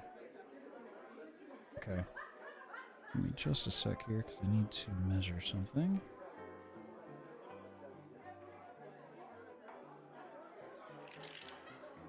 So you reach out your hand over the top of the inscrutable staff as you reach in and draw forth the energy, and you release your hand as this sort of, you know, kind of very soft shock wave of energy spreads out, almost like a radar, outwards, as you feel it kind of pulsating outwards and spreading to the maximum range. Directly around you as you walk through this corridor, you don't really sense anything, but just on the periphery as you walk further down left on the map here, you get 2 pings. Mm. The first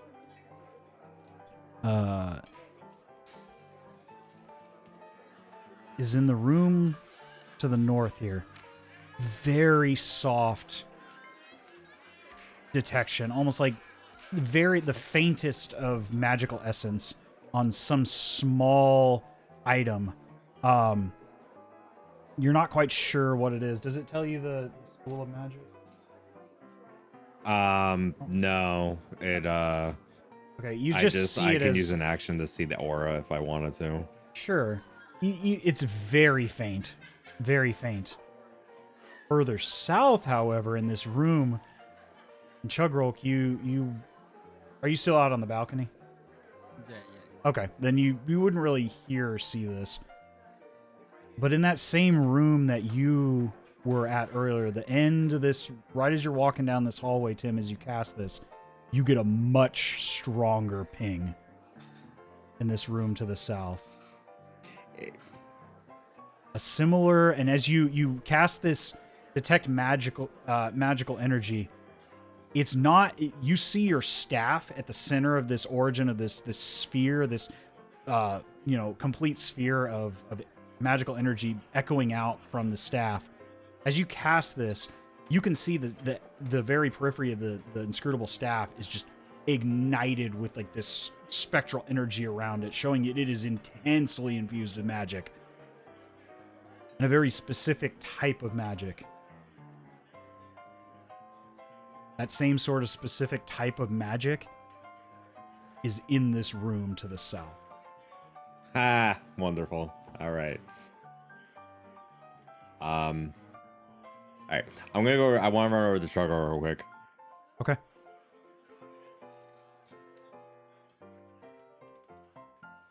Hey there, buddy, old chum. I have a question for you.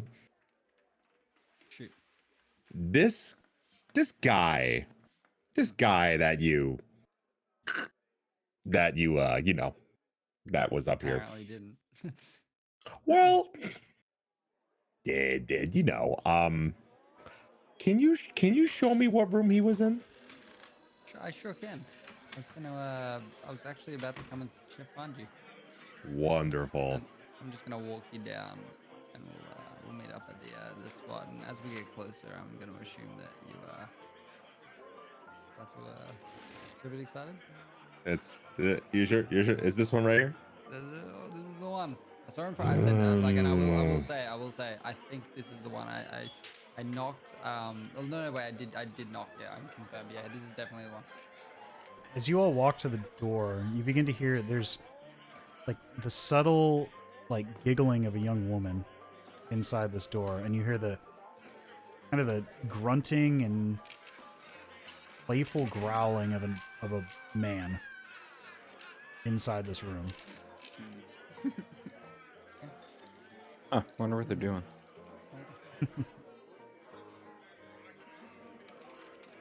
What do you do?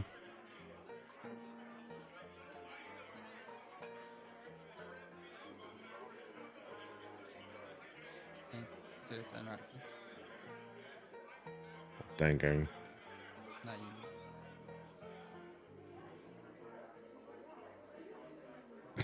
you. No, that wouldn't work. No, this wouldn't work because it can't pass through walls. It can't pass through walls. You know, hold on. Like, actually, I have a super fucking dumb idea. Hold on. Let's hear it. I'm down for it. Let's go. Let's see. It's not like this episode hadn't already gotten weird. You know what? It's okay. Actually, I was gonna, because I wasn't sure how big the eye is, but I actually am okay. This might be TMI for this, but I want to use my staff. I want to cast Arcane Eye. Okay. And slip it underneath the door. Are you peeping? I'm peeping. He's peeping. I'm peeping. Okay. He's peeping. He's getting it. I mean, you could perceivably, as long as you can see where you're casting the eye, whether it's a small sliver or something, you can see at this distance, there's definitely a bit of a gap under the door. So as long as you have visual, you can place the eye wherever you want within range. As long as you have visual. I just need, it says it can pass through an opening as small as 1 inch in diameter. So that's all I need. Okay. I can move it around a little bit. It's not quite an inch gap, but it's enough that you can see under it. And if you can see under it, you can cast it within range. I'll take it. Okay. It's a bit weird interpretation of it, but as long I know as long as you can see it, you can place it. So all right, let me just without having to pass it through a solid object. So you pass. I'm sorry. Are you trying to be subtle about this? Because you still have, I believe it's, yeah, it has verbal and somatic components. Are you trying to be subtle as you cast this outside the door? Try to be as subtle as I fucking can. Okay. Go ahead and give me a stealth check as you cast this. That's our favorite check. Just so I can keep track of my charges. I didn't do it yet. That's why. Okay. Oh, I gotta do a disadvantage. Yeah. Armor's clanking around while you're doing all your stuff with your hands, bro. Yeah. 11. Okay, hold on.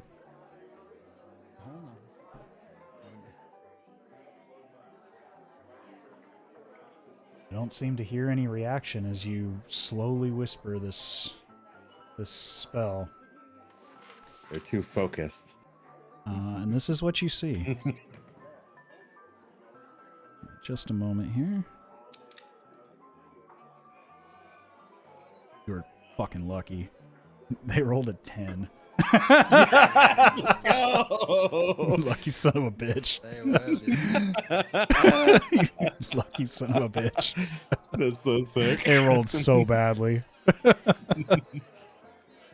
the fuck is it? Hold on. It's the beast with 2 backs. Fuck, man, where's the...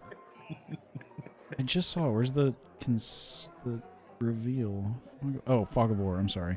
They changed some of the emblems, and I'm like, where the fuck is it? Don't change my shit. You're making me work harder. This is what you see. There's a young woman. Don't mind that it's the same token as the one downstairs. I just didn't have another token. It's the only hot lady. It's the only hot lady token I have. That's good. Hey, man, I've got to fucking deal with a lot of tokens in this map. I hear you.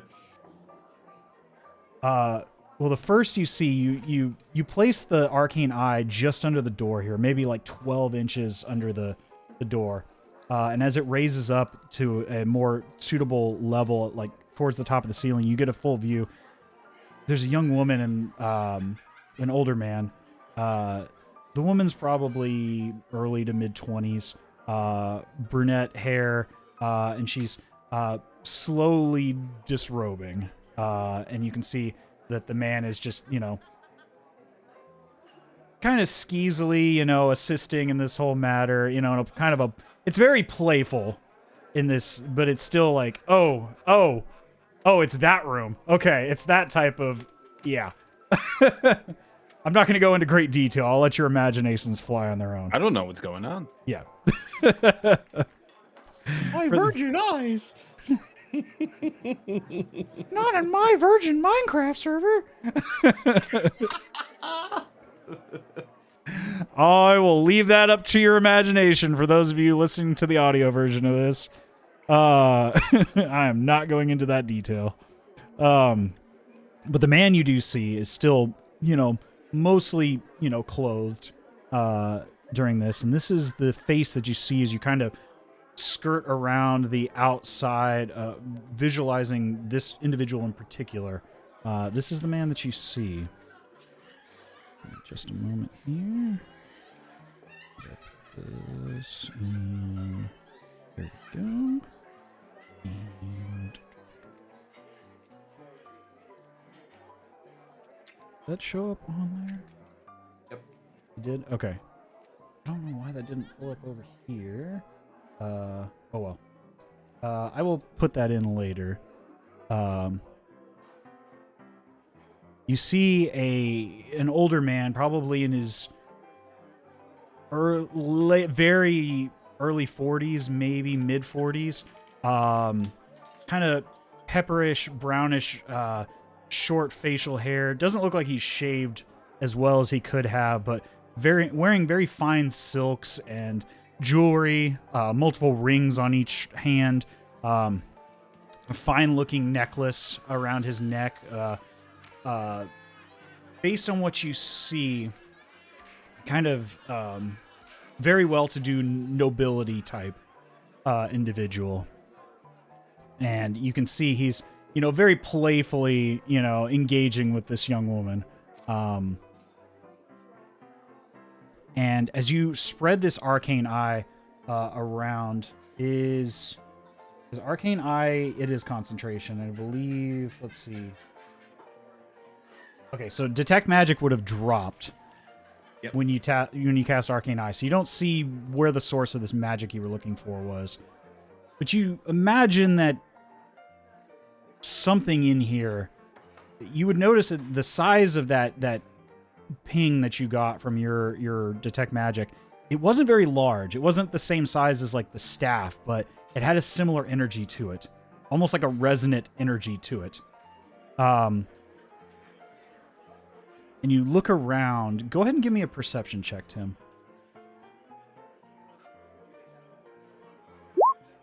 18.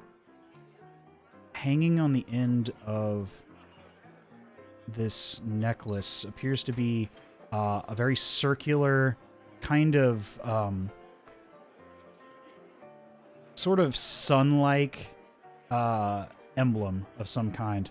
It has a very, very large ruby set in the center of it. And you can see with that perception check, you see very, very, very intricately carved runes all around the setting of that ruby. And with that perception check, you can see that these are arcane runes of some kind. Very powerful arcane runes. You get the feeling that whatever you saw was likely this this amulet of some kind. Hmm. You're fairly certain that's what you see when you see the composition of this item. But with that, what do you do? Chugrulk, I think we have to have a conversation with our boys downstairs. I think we got something very interesting on our hands here. I agree. I'll stop casting eye and then I'll head back downstairs. I would like to have a discussion. Okay. All right. Well, that's going on. We're going to jump now to Cedric. While two of your three companions have gone up to the upper level. While this is going on, what are you doing before they return? I would have known that they like got up and left, right? Yeah, they weren't secretive of it. Okay.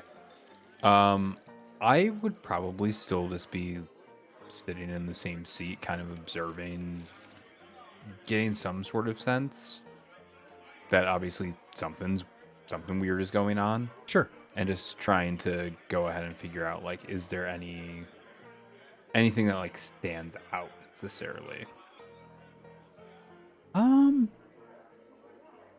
Go ahead and give me a perception check.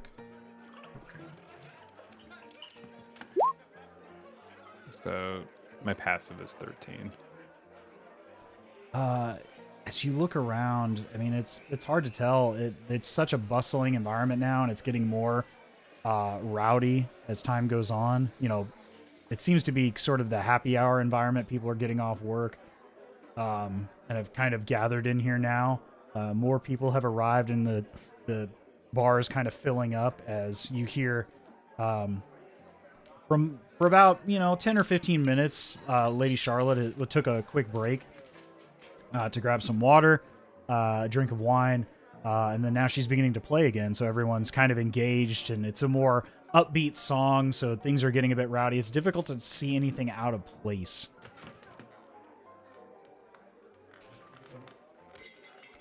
Okay, but it's getting pretty busy, busier than it was when we first arrived. Yeah, we're beginning to see the sort of happy hour crowd and the early bar, regulars beginning to arrive from their various occupations and are now, partaking of the fine libations of the Black Ivory Inn.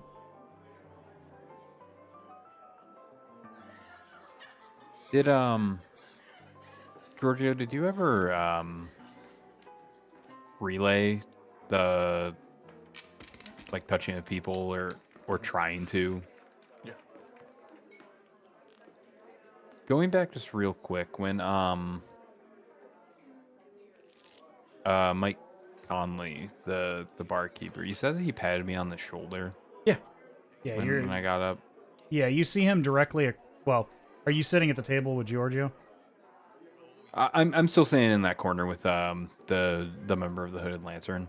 Okay, I'm just doing it as a point of reference for. You see Mike Conley or Open Mike over here. He's speaking with that noble and the mage of the Amethyst Academy. You see the colors that kind of match what Tim wears amongst his slightly modified robes, but of a similar style and color. And you see he's kind of just circling the bar. You would know based on your discussions, and he's sort of the proprietor and owner of this establishment. And Okay. kind of operates as the master of ceremonies, if you will, on a more informal level. Sure. But so it seemed like from what Giorgio was describing, everyone else kind of seemed almost like phantom-like or whatever we want to call it.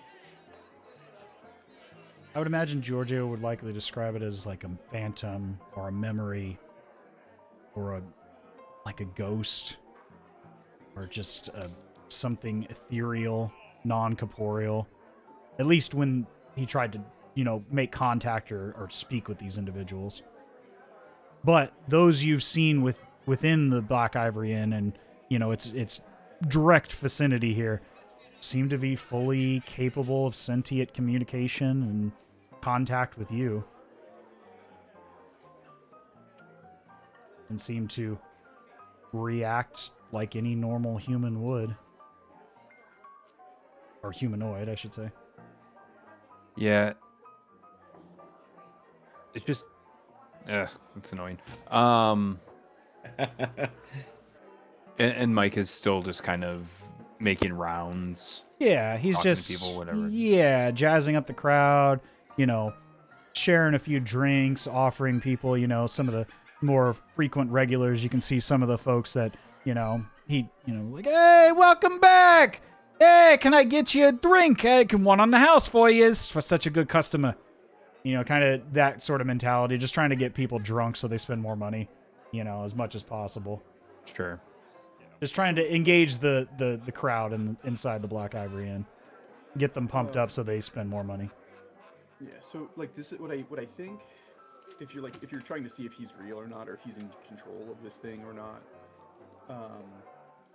I don't know if there's a way to, if I could tell, but like I would imagine that whoever did this, it very well could be someone else, and that he's just was in here, and when everybody who is caught in this is caught in this thing, right? And after so many loops, they've forgotten themselves, right? So it's like, I don't think that we can just do this forever until we figure it out, right? We're gonna start losing grips on reality just like they have, and they've been through this who knows how many times. Every 5 hours they start over, right? So it's like, right. He could have been just here that day when they showed up, and they just, you know, the wizard who came and did this, right, just shows up and is like, I'm putting a thing here, and then goes up in the room and waits for 3 days until everybody kind of loses their minds, right? And now he can be here, and everybody just thinks that they're having a nice day, right? Because it just keeps resetting. So it's like, the barkeep might not have any idea of what's going on because it's been who knows how long, right? And there are people who've been caught here.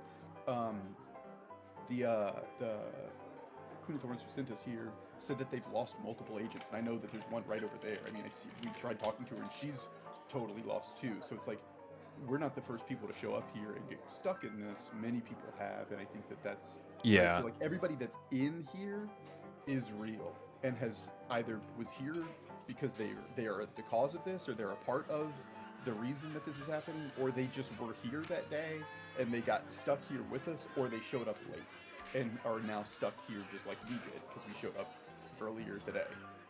One of, you know, right? So that's what I think is what's going on. So as long as everybody who's in here is real, and probably, I would have to, if I were guessing, is probably not, doesn't have anything to do with this, right? Like, the person who's doing this, I think, is probably hidden somewhere. Because they would also like lose their mind acting this thing out for hours, and then until it resets, right? Like, that would be like, they're probably not one of the people that's participating in this anymore. Yeah, whereas the latest one's caught. Right. That's what I think. And so that's These just new people that rocked up at Happy Hour, quote unquote, are they ethereal or are they real? Like, where did they come Well, from? and that's the only thing with them being kind of like, ethereal is a great word for it, is specific. I mean, unless it was just, you know, a slip of the tongue. Stopper specifically said he came and like patted me on the back and patted me on the shoulder. Mm-hmm. So that interaction part is just a little bit weird if these are people that you were able to pass through. Yeah, Meanwhile, so what I think that is that the people who are outside are just a conjuration, so that if someone it wasn't people inside the bar. No, yeah, only the people outside. Oh. I think Okay. that's what I think That's for where I got anybody caught who's up. in the bar, they look out the window and they see people out there, and they're like, all right, So cool, my whatever. They don't question think comes from, like, where did these Got it. extra people come from? Is like, that's what my next question comes. anybody like- who shows up to the bar. I mean, like, there was somebody who Yeah, it's just in a loop for whoever like actually got there but during I'm that talking time. about, like, you said we're the latest people, but I'm saying that Stopper, like, or like, we just got mentioned that there's been an increase of people in this bar, like, since we got here. Yeah, today. it's just people that have been coming, I think, during like that time frame. I'm like just saying, everyone if it's, that's we're stuck here, there. and if everyone was in the same concept as us, and there's like this Right, yeah. mist that that we can't leave, like where are they coming from? Is where I'm asking. Were they just sitting in the mist that you were lost in, and then they just like flocked in at happy hour, quote unquote? Like, I'm just wondering if there's a deeper thing here that we should be like looking for. Like, Yeah. where did these fucking guys come from? Like, you know, like we just built this concept of like, okay, there's a finite amount of people here. This place is like a built place, and then these people just rocked up. Unless, like, again, stop and tell me if I'm like that was just something you were saying. But like, you know, like, but I'm just thinking, is there something here that we're missing? Like, I don't know. I think there's definitely something that we're missing so far. Yeah, Well, true. Yeah. We'll come back to that thought, Chugrulk, because you and Tim have come back down, so we haven't. Yeah. I would imagine just as you, Giorgio, and Cedric are kind of having this deeper conversation about these theories, you know, kind of the tinfoil hat fully engaged at this point. I'll that- say that's where my thought process when I came back downstairs. I'm like, where did all these fucking I would guys imagine come you're from? just now coming back down, and you're a mixture of emotions based on what Tim describes to you with the arcane eye. Now fully aware of who this individual was inside that room. And Tim, you feel fairly confident based on what you saw with that arcane eye of that very reactive item around his neck, that something's going on here, you aren't 100% certain, but you definitely detected some sort of resonance between your staff and that item. Something's definitely. So as fucking those here. thoughts are passing through your mind, I would imagine you're now coming down, and that would be, unless Cedric, was there anything else that you wanted to do or discuss? I'll give you one more pass here. I don't want to, expedite you here. No,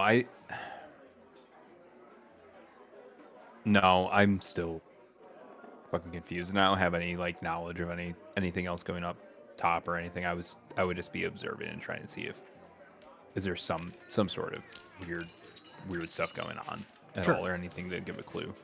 Okay. So now I would imagine Chugrulk, Tim, you arrive back down at the table with your companions. What would you like to say? We're back to Chugrulk specifically, so this would be round number 3. Well, like I said, I'm just gonna like start off with like I'm gonna be like, wait, hang on, where did all these people come from? Like, and you know, like I'll just like act like I'll be like, you know, like, did people flock in or like, you know? Because again, I'm just gonna be going off of what I've been told about that this place is like, you know, there's a misty shroud, like because everything was shared so far, right? I would imagine so. Just Yeah, in so it's passing like- with the amount yeah, of time you've been I'm here. just gonna share You my, guys my hadn't exact. moved up. Right. So I'm just gonna share my exact question that I said like before. I'm gonna be like, guys, like I thought that we knew exactly who was here. I feel like there's more people than I remember. I'm going to look around then because I didn't notice. So Sure. Go ahead and give me a perception perception, yeah. this is going to be a 16 on the dice Sure. and a 6, so a Ooh. 22. Okay. For the 22, you can see that, more people have gathered inside the Black Ivory Inn. A few of the individuals, now that Lady Charlotte has begun her, the second half of her set, has begun to play again, kind of engage more of the people in this second half of the performance. And you see people are coming in, and you just kind of covertly kind of stick your elbow out, Giorgio, in this matter. And one of the people that does enter, passes by you, and you just casually, bump into their I hip, do bump them. and you do feel contact, and they kind of look at you, and you're like, oh, Sorry. But they are real. They do have contact, but The That was my person main that just question, came so- in, I Sure. want to. Just real quick, sorry. I want to take particular note of what they look like. sure. So that I can remember for later, if after, just so that so that after a reset, first thing I'm going to do is look to see if that person is here. Sure. And then, secondly, remember to check at the end of the second set if that same person walks in again. Sure. You look, and it was a young woman that bumped into you. She just sat down over here at one of the empty seats. Sorry, the tokens are just kind of there for Yeah. placement purposes, but Kind of theater of the mind here. Not super well-to-do. They look like they kind of have a either a tailor's gown or some sort of worker's gown. As you look a bit closer with that 22, you can see there's a bit of like a white sort of powderish area around her arms and sort of at the very hems of her dress. And you look at it and go, oh, and you kind of recognize that having been in servants' quarters and things. It's likely flour. It kind of looks like the rim of like, the splash of flour on a baker's gown. So you imagine this is probably somebody who works in a restaurant of some kind, and they're just getting off of work. One took it off, so there's like a ring. There's a ring of, yeah. Okay. Yeah, it doesn't smell or anything, but it has the consistency of flour, of finely ground, like baker's flour. At a glance, that's what I would imagine it would be. Sure. Also, with that 22, as you look this way, you look over and you see Open Mike Connolly speaking with the bartender. And he seems to have a bit of an annoyed look on his face as he speaks to the Fire Genasi bartender. You can't see what they're saying, but he's just like, just eyeing him, and he's got a hand over his lips as he's talking. And you see he kind of motions after a few discussions. You see the bartender kind of casually scrubbing a glass in his hand as he kind of motions. And you see he's motioning towards something outside this window here. You're not kind of sure what. It's not really like a very precise motion, but he just kind of motions, and you see the bartender just kind of continue scrubbing the glass and then you see Open Mike kind of change his demeanor, spin around, as he calls out to the bar. Just as Lady Charlotte wraps up the first song of her second set and starts clapping. Now, wasn't that spectacular? Everybody, make sure you tip your waitresses, tip your servants, and make sure you give a rousing round of applause to our resident pianist, Lady Charlotte. And you hear just the whole, group begin to clap again, as he's trying to just get back into his mood once more as he begins to make his rounds again. Okay, and the window is the one that's out towards the front? It's the one over here, as you saw him kind of motioning past where you're sitting, Cedric, kind of almost directly behind you to something outside this window. Like, it was almost like he was looking straight back this way and kind of nodding his head that way. It just seemed a bit out of place because up until now, you saw that same sort of environment. Yeah, that very, rousing, master of ceremonies mentality. Okay. Can I see out the? I guess let's wait a second so that it doesn't look like I'm immediately turning to look at what he motioned at, right? But Sure. I want to look out the window. Can I see any? Is there anyone out there? Is there anything out there that I can see? There's nobody out there, but what you do see, kind of at your deal, you look out the window and you don't see anything directly outside. I mean, other than a few patrons drinking here and there, but as you kind of look down, you notice that there's a door and what looks like a cellar, an exterior cellar entrance down here. There's one set of stairs that goes up, but there's also a cellar door that goes down to something. Okay. Cool.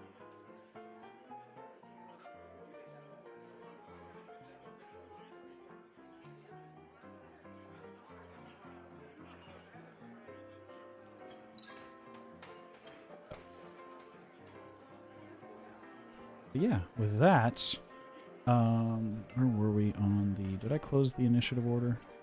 No, okay, there we go. But yes, now we're back to Chugrulk. I think my main one was, like I was saying before, was just exactly what Georgio kind of ended up doing. Instead. That's right. This was kind of a collaborative effort between the two of you. Yeah. Okay. I was like, but yeah, long story short, I was just gonna do the same thing. I had the same idea. I was Sure. Gonna see if they were ethereal, and I was That's how gonna it try and started. touch one. Okay, that's right. I was looking around. Sorry. Let's. I was looking around, Sure. and I did my perception check to verify what he was And saying then- about there being more people. Gotcha. I didn't realize Cool. that at first. Gotcha. But Okay. it was kind of like it worked. No, out well I would because, imagine that we works were great because you're same in the place, same close to the initiative order and anyway. So, Yeah. all right. Works So, great. is there anything else you wanted to do, I'm Chugrulk? good. Like that. Okay. That was my main So, concept. Was just Giorgio, and or That's Tim all- or Cedric. Yeah, I'm good with all that. So for Okay. the only other thing I was thinking, and maybe we'll save it, because I think if everybody else is down here now, is that right? Is everybody down here? Or is Tim still up? No, they're all back. Chugrulk and Tim have both returned. Then I'll wait. I do want to go upstairs, but I will do that on my next one because I think that this was plenty to do for this loop through. Gotcha. And I don't want to leave before they have their stuff, just in case we need to be here all together. Okay. Well, Tim, we're on to you and Cedric, or however you want to. We're going kind of fast and loose here, so. But Tim, it is your go. You've returned now from upstairs after this information you've garnered from looking into this room and noticing this individual. And per your discussions with your companion Chugrulk, did you share who you believe this individual is, Chugrulk? Yeah, I did share that like it was someone that I believed that was dead. And basically I just Sure. said like that I feel like I have unfinished business is basically all I've shared. Okay. Yeah, Tim, you would notice that, from that, and then you also notice that this person looks like they came from a very wealthy background. That they might be a bit unkept, like they haven't shaved in a few days, but they still look like they're from wealth. And then, of course, you saw something on there, that brooch or item, that amulet that was on their chest that seems to be resonating with your staff after you used detect magic, and then you used the eye to kind of, and with that perception check, notice the runes on it. So that's what you have as far as a general consensus of the information. Okay. Yeah. I basically relay that to everyone. Essentially saying like, I don't know if this has anything to do with it, but I have a very strong feeling that this does have something to do with this.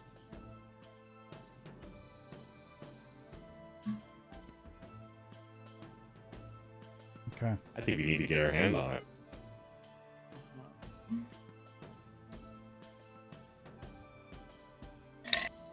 He was wearing it. was he? Wait, was he? Oh, he was. Okay. I thought for some reason you said that he had like over to the side or something. Well, Yeah, he was. He had it around his He- neck.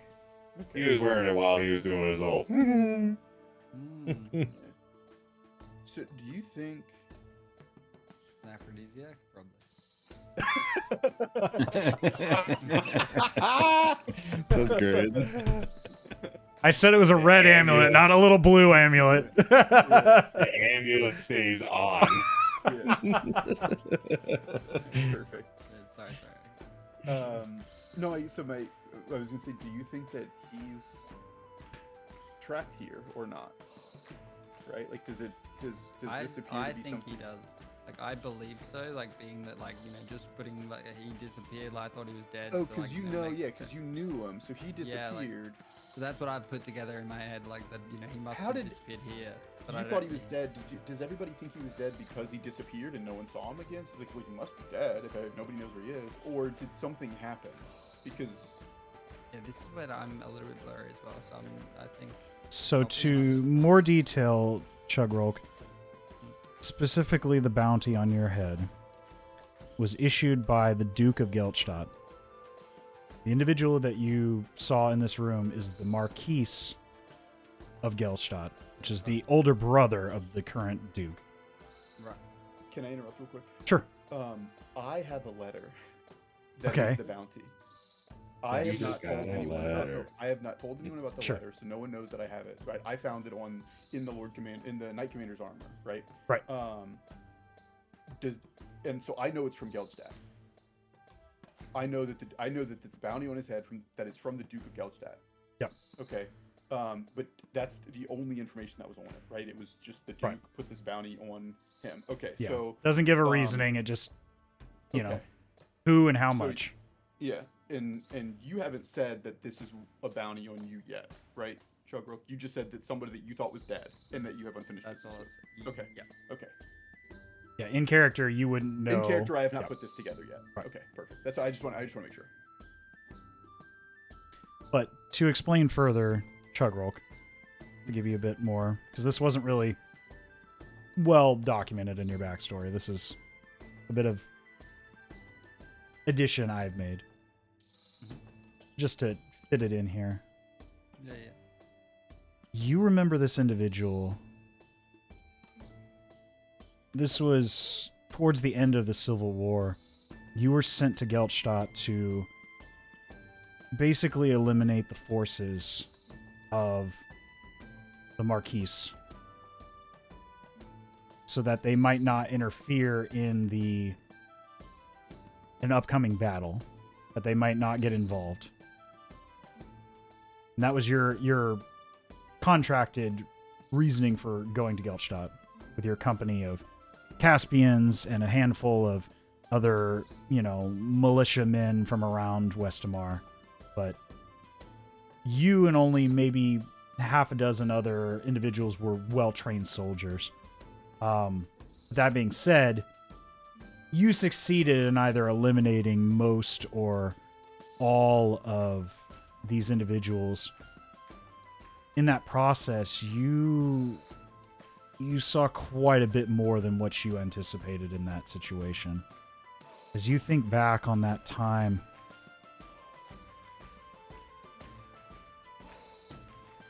what you saw when you entered those soldiers' barracks,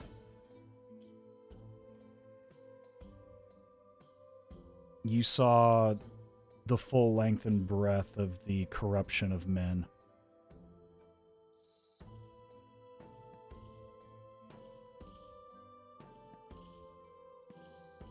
I won't go into full detail, but unspeakable things, all written off as casualties of war. But for anyone with plain sight and sound conscience, this was not a outcome of war. This was an outcome of corruption.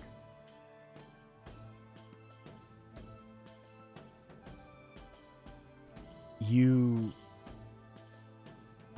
although not hired to confront the Marquise of the city, nonetheless, you found yourself face to face with this individual. And although the memories are a bit hazy, you know for certain you didn't kill this individual. That much is certain. You did not deliver the killing blow. Okay, that's important. But you did wound him. Right. But I got blamed for killing him, correct? You, at the time, were forced to flee as more guards were coming at the time. And now you find yourself, weeks later, as you wander through Westamar, this is when you found the bounty issued on your head. Right, yeah. And in your many weeks to come, you were told that the Marquise von Geltstadt had perished at the hands of mercenaries. And that these mercenaries were to be captured and sentenced to death. But you knew, you were certain you didn't kill this man. But you were certain that something happened. And someone blamed it on you. Do I know much about these mercenaries or no? The ones you were more familiar with were other former Caspian soldiers, men of fortune. So no one that I would believe that would have like any link to this kind of a situation. Like it's not like I guess where I'm going with this is like, have I got any like reason to believe anyone or suspicions on anyone that would have the power to do something like this, or even the ties to like know someone that has the ability to do something like this. Like it seems like, oh yeah, like I left thinking that someone else was going to take care of him, and they've taken care of him in like an ungodly, like terrible way. Give me an insight check. Do that.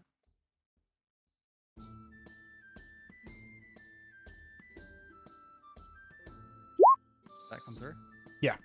I see the 15. Among the men that you worked directly with, you feel confident that none of them would kill without need. You were, and still are for the most part, a man of fortune. Caspian soldier. A man of honor. That's the way you were trained. You would never kill a man without looking him in the eyes. It's not the sporting way that you grew up as a combatant. So I would genuinely have no idea how this guy went from like where I've last seen him to being in a place like this. Right. Yeah, You okay. weren't certain whether or not he was... You just were told that he was killed. Yeah. Okay. And now, supposedly, he's here. You see him here. You see a man that should be dead here in Drakenheim, in the Black Ivory Inn. A man that you feel like you were blamed for the death of.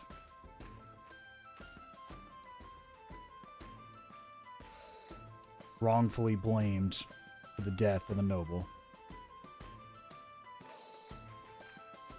I mean, I obviously got to get this guy out. Like, is like all I'm gonna express to whoever's listening. Like, I think Georgio, like, I need to get this guy out. I need to prove that I haven't killed him. Like, I need to, like, I don't know what else to say. Like, I need some kind of proof that, like, this is not my doing. And this guy's alive. Like, this is the best proof that I could have. I need to get him out of here. Okay. So you're saying you knew this guy because you fought with him, didn't kill him, but then Yeah, he disappeared, and they said, well, it must have been you that killed him. And And yeah, that's- he's not even dead. Okay, and now there's a bounty on you. Yeah, that's what I'm Okay, telling so you. if we need to get this dude out, we can prove that you didn't kill him. So he's probably not the one doing this, right? That's what you're saying, right? You I'm that- thinking this guy. Yeah, I didn't think he's hiding out here. Like, he looks. Okay, this is not him hiding here. He just got caught up in this, I'm unrelated to everything else. Just like how long? When was your encounter with him relative to the meteor crash? It was after that. It would have been after that because he It was fought in the after that, war. Okay. The Civil War occurred after, as a result of the meteor crash. Okay, so this is during Civil War, and, Right. and afterwards, you guys interacted with each other, and then he. Okay. So I wouldn't have So- even known him in this time that we're stuck in. Quote Right. unquote. The Civil War would have been at this time, as you know it, in the what you consider current time to be approximately. It ended approximately. Give me a moment here. I have it right here, dude. Yeah, like I said, I want to he's say been it was trapped exactly 15 like years us, I ago. believe. No. I Timeline. have here that the meteor was 15 years ago. The Civil War ended. Yes. 8 years later. So 8 7 years later. ago. Thank you. So the last time you saw this individual was at the very tail end of that, so likely about 8 years ago. So The roughly- last time, so Chugrulk, after you saw the sure. face of this man. Okay. So he's dead. So almost certainly, then it's got to be that he's here. Happened to be caught up in it, just like any of all these other people that are Like, involved. yeah, like I'm saying, like, so he can't have been like, he can't have fathomed this. I met him after this would have been, created. Like, or like you said, it's either that someone's like, holding a time period. Like, I'm still not sure if this is, like you said, like a fabrication of someone's memory, or if it's like, that somebody's like held this place in time just before the crash. Like, so it's like, if this was created, like, at the time that we're currently in, and like, someone's been holding it since then this guy definitely couldn't have created it, being that he wasn't. I met him after this. Yeah. Well, so Yeah. well, that's the. I think that this Yeah, you said it's like a memory, or someone's like bringing it back. Like This yeah, one, like, someone has created. That's what I Conjuring think. it. I mean, obviously, I don't. We know don't shit know. about Yeah, shit. yeah. But I like feel we like said- this is not persisted for 15 years. Yeah, This is okay. something that is relatively recent that is made to trick everyone, Yeah. Okay. and so they've put it into this time. But still, and then, yeah, like regardless, I still don't think this guy like didn't like unless like I'm wrong, stop it. Like this guy didn't have that mage error. Like I didn't know him as like a fucking powerful mage or anything. You know, like You would know he was a noble, so he couldn't have carried a noble title and been a mage. That would have violated the that's Edicts of Lumen. right. That's Yeah. it. So yeah, like Okay, this so guy is, I just think, caught up. very like us, unlikely. That's all I'm saying. Okay. Yeah, you would And you all would I all need know him that you is I cannot need to carry clear my noble name. title and be a mage.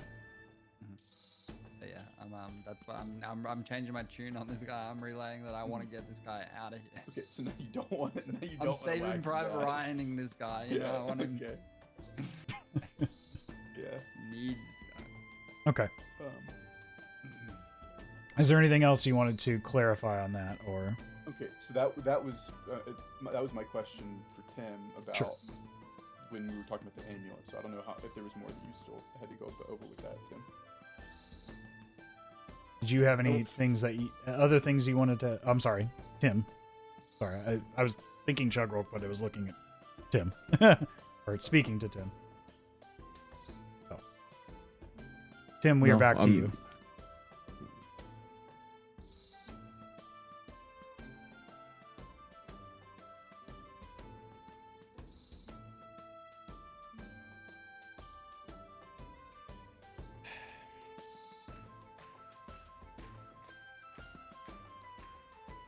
I don't know. uh,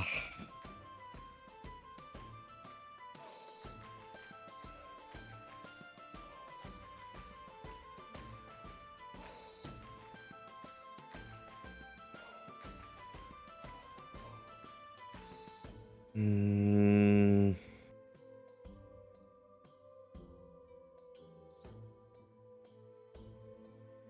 all right. Chugrulk, what exactly do you want to do with this guy? I'm just like relaying to y'all that I need him. I need proof that I haven't killed this guy. Is basically what I'm saying. Did he Okay, I have gotcha. Did he have that amulet when you knew him?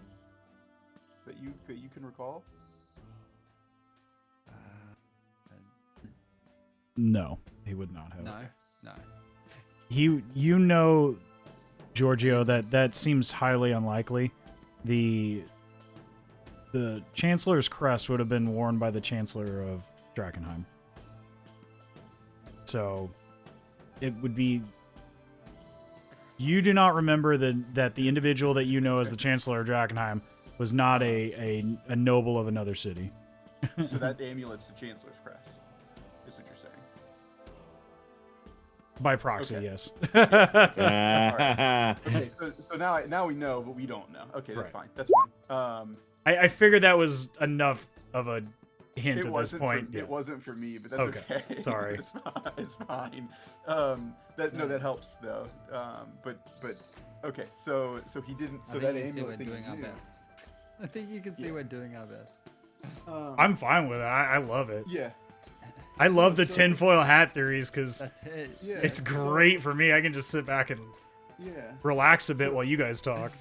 So he stumbled in here and he's got this magic thing that probably has nothing to do with this. So we probably could just go talk to him. You know, he'd probably not be happy about us interrupting whatever, but like, we could I'm sure probably he's probably dumb by now. Surely, right? It's been fun. Yeah. Surely. And if anything, we'll just kill him. Then we have the proof that Chugrulk didn't kill him, that we killed him. And we can Collectively. exonerate him and say, hey guys, he didn't do it. sweating now, like- We did it.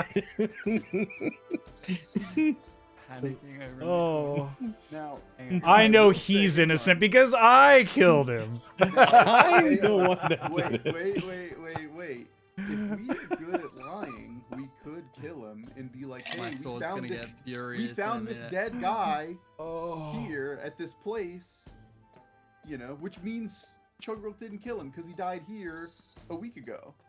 He Yeah. he died by snoo, and we just Clear cause of death. clear. See, cause you of can death. clearly see his rigor mortis has fully set in at this point. Sorry, I'll stop there. Regardless, that's proof that it wasn't Chugrulk. You have to figure out who it was. Wasn't him. You know, you find We somebody else. definitely to put the can't bounty on. lie, Do to be some honest, research. because my sword. So we can't. Okay, That's not well, an option. Okay. Anyway, I don't think we're killing this guy though. I think that's okay. I think that's okay. Yeah. We don't have to kill him. All right, but we definitely gotta take that amulet from him. We just go talk to him. Just go talk to him and see what happens. Yeah, We but can hurt talk to him. him. Like we can. We'll talk to him. We'll take definitely it. hurt Give it to us. him. Give it. We just can't kill him. We can hurt him.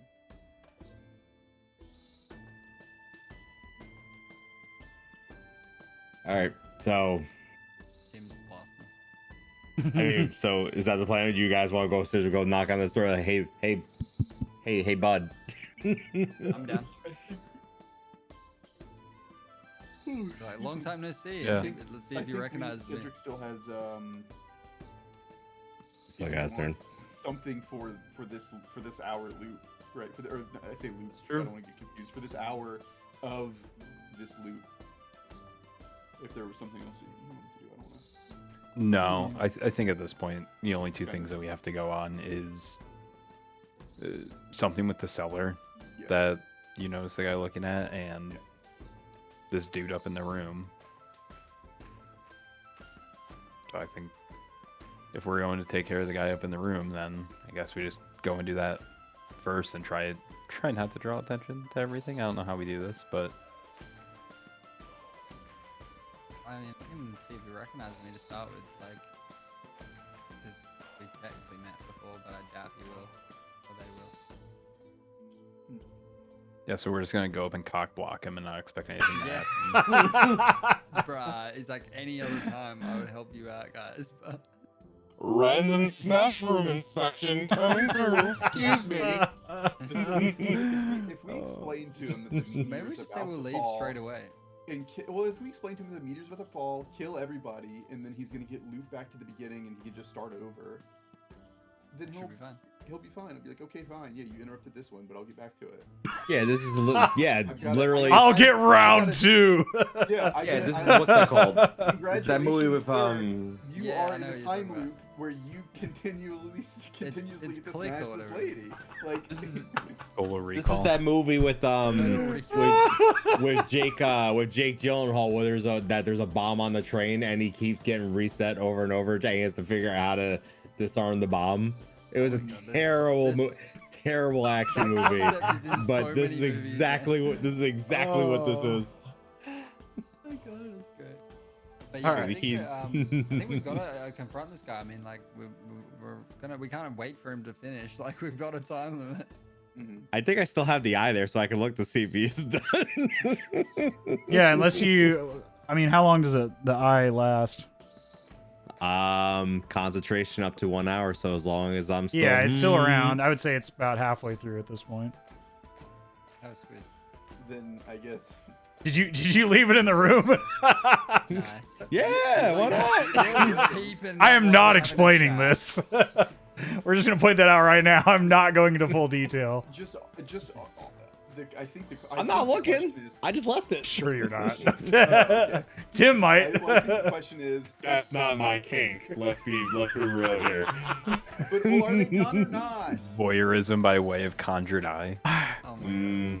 Are they By- done or not, Glenn? Yes, You have to look they're at it. done. They finished? They're done. He has the biggest smile on his face, and she has a grimace. I'm not even going to object to that. That was actually pretty funny. Well then now's the perfect time to give her something else to think about. Let's go. Okay. Good So you're all going up to the post-nut second floor to basically fuck this guy over. Pretty much. Yep. Okay. So let me go ahead and pull up the map here. You got the two of you who are not here already can go ahead and place your tokens down. beside your companions. No. I would imagine you'd be somewhere around the door here. Yeah. So where am I on this list? There we go. If I go, this is my first time coming up here, so I haven't seen anything. They're going over there. I want to look over here real quick. So what is this? That's a door to the balcony area. To the balcony, and then there's Right. a staircase right here that goes back down to the first floor. Right. And then there's also a staircase. That same staircase presumably continues down. Goes further down. Under that bottom half of that staircase, you look down through the open, boards, and you can see there's a door there that leads below the Okay. first level. So just So some sort of there's- basement, there's the staircase continues on. It just continues on all the way down. Okay. presumably. Yeah, there's some sort of cellar door, you imagine, based on its positioning. Okay. But yeah, inside,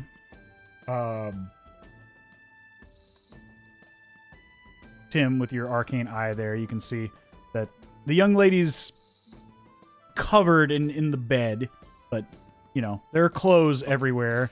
You see the Marquis is not fully clothed, but, his tender bits are covered.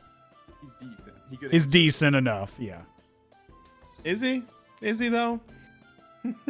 I mean, he looks like a 40-year-old man in his skibbies, so I mean, Yeah. whatever y'all are into is your own business.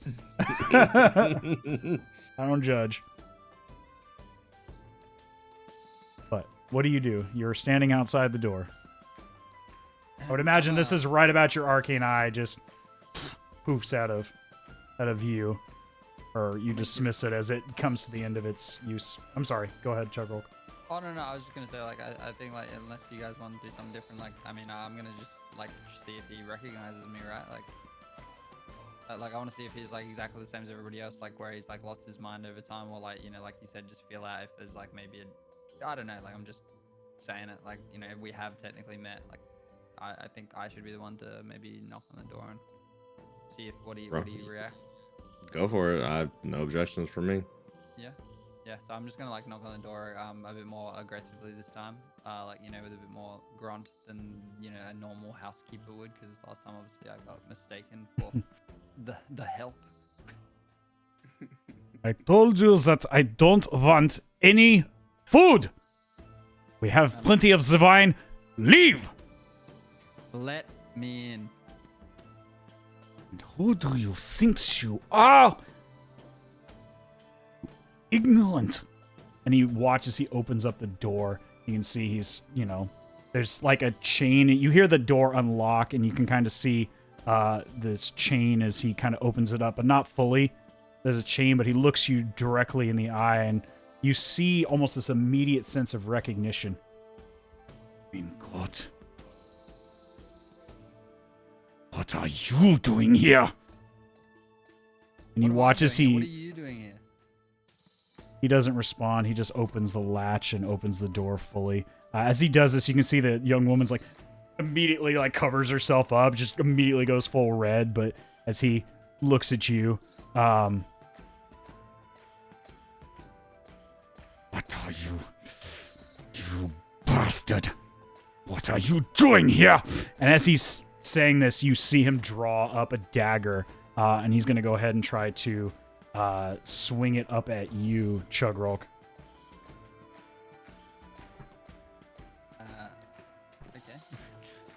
Okay. He only rolled a 16, so you just immediately not even just parry, just elbow the dagger off of one of your elbow pauldrons. But you can see he's immediately turning. He's in his underwear, but he's got some shoes on. And he had a knife holster against it, strapped to his leg. And he's turning to stab at you again. But you have the next maneuver. What are you doing?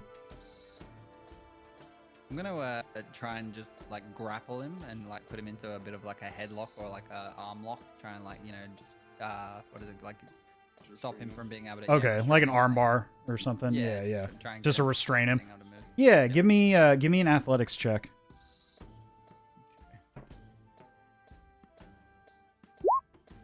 Yeah, with ease. He rolled a 6. yeah. You immediately, as he goes to swing this time, you grab on his wrist and just turn it the other way, forcing him to drop the blade as you spin it around behind his back and like force him to the ground on his knees. Ah! Let me go! Calm down.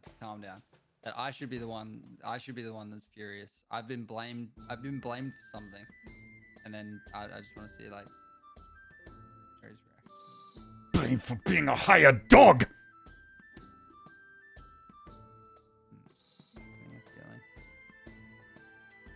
How long have you been here? That is none of your concern. I will think not- you're in the, Inside- Sorry, are we inside the room? You're just outside the room, I would imagine.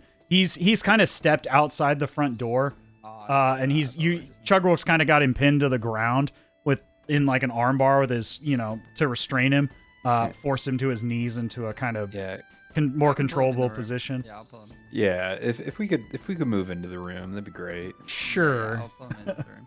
Sorry, I thought I tackled him. Yeah, you can go ahead and pull him into the. Cool. And then I'm basically like I said, like I'm gonna be kind of a bit more forceful, and like I think you're in the position to be answering my questions right now. Like looking at the rest of the squad around me. Yeah. As you shut the door behind you, trying to look. At this point, you can see the woman who's in the bed is just like covered up and just terrified and shaking. Real quick, I want to go. Oh, I'm sorry. Yeah, go over ahead. To the stairs. So whenever everybody goes in, I think I want to go over to the stairs and then go down. But we can handle this later. Sure. We'll circle back around to that on the next initiative round. Yeah. Or at the tail end of this one, we'll circle back to that. But let's. As he says this, he says, I do not need to tell you anything.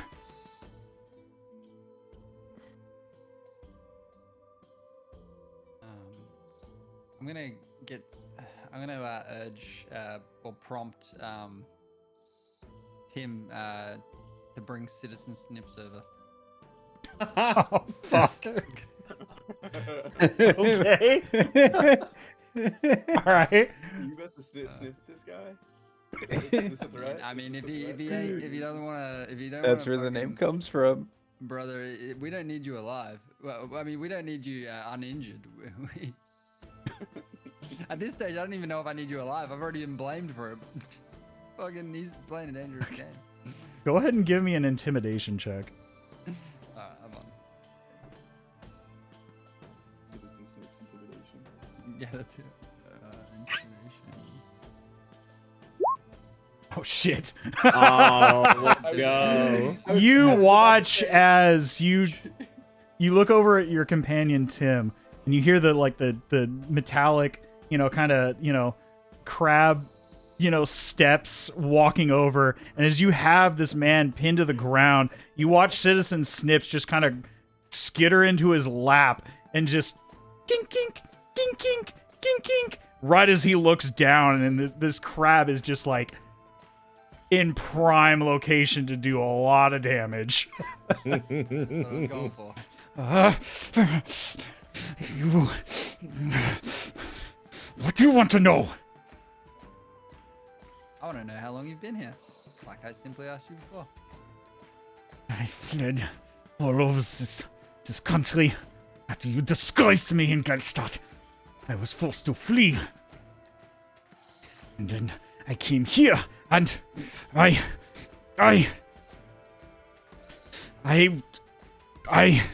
And you hear him stuttering as he's trying to remember, as he's struggling. He's also just looking at this crab between his legs, just kink, kink, kink, kink, constantly, and you can tell at this close range in the position he's in, he doesn't seem to be lying, but he can't remember bits and pieces of how he got here. So I was gonna say. So I've asked when he got here, and he seems confused. That's what I was gonna say. The next question would be like, how did you get here? Like, what were you doing?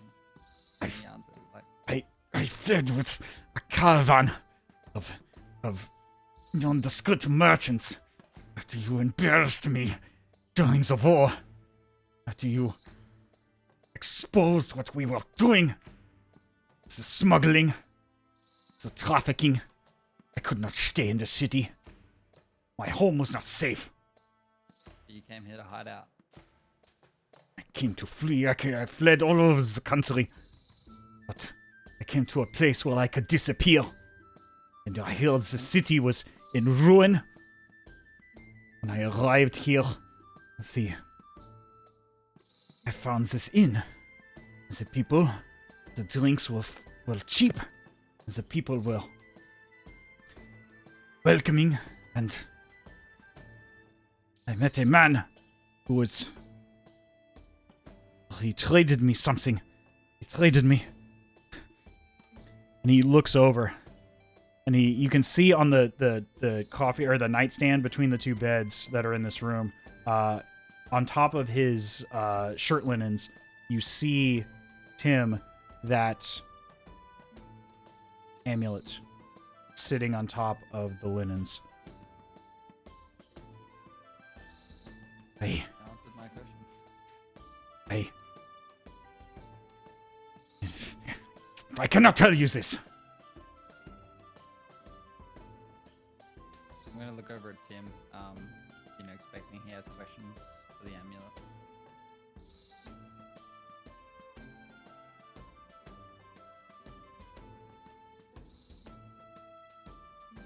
This amulet.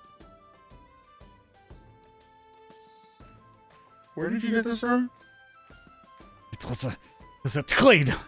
I traded some of my heirlooms to ferry passage to this city from remote towns, and it was a trade with a man. A noble official who was hiding out in another spot of the city. He did not look well. He had strange veins of something through his blood. He was eager to escape, and he traded me this.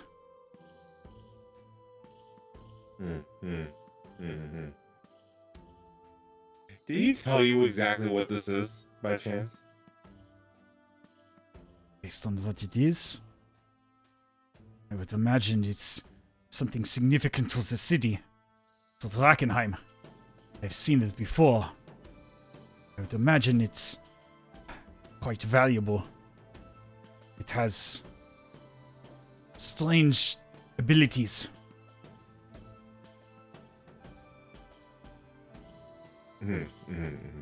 Okay.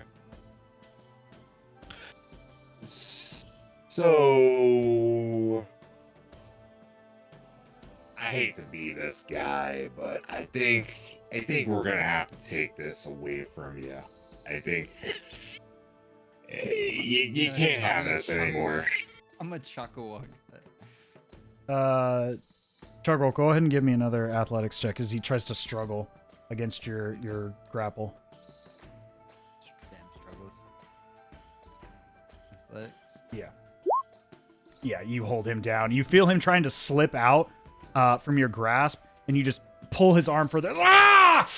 Ah, you bastard! As you push him down, now you push his face down into the wooden floor. You embarrass me further! You was the reason I had to flee Gelstadt!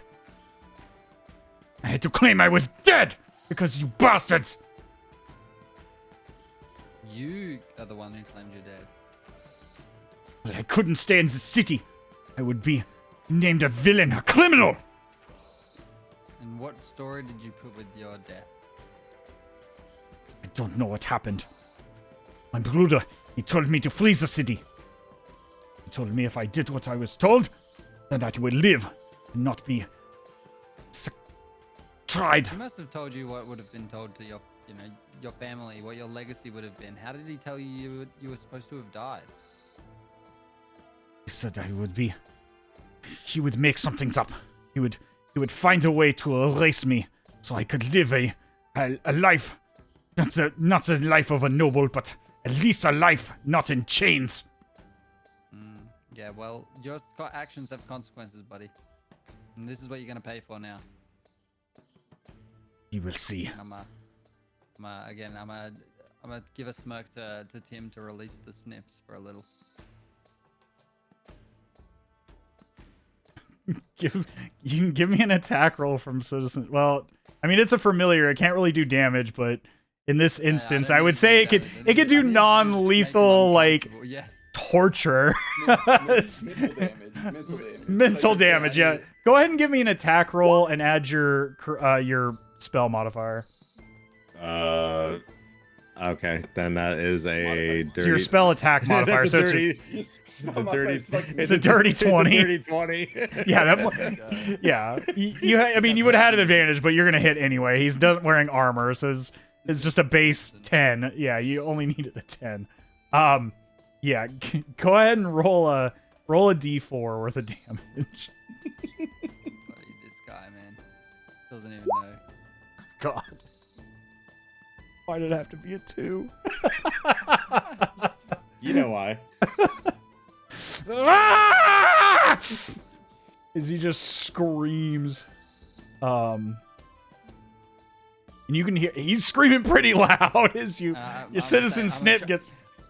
I'm gonna be laughing, being like, "Life in chains sounds pretty good now, buddy." Okay, get this thing off of me.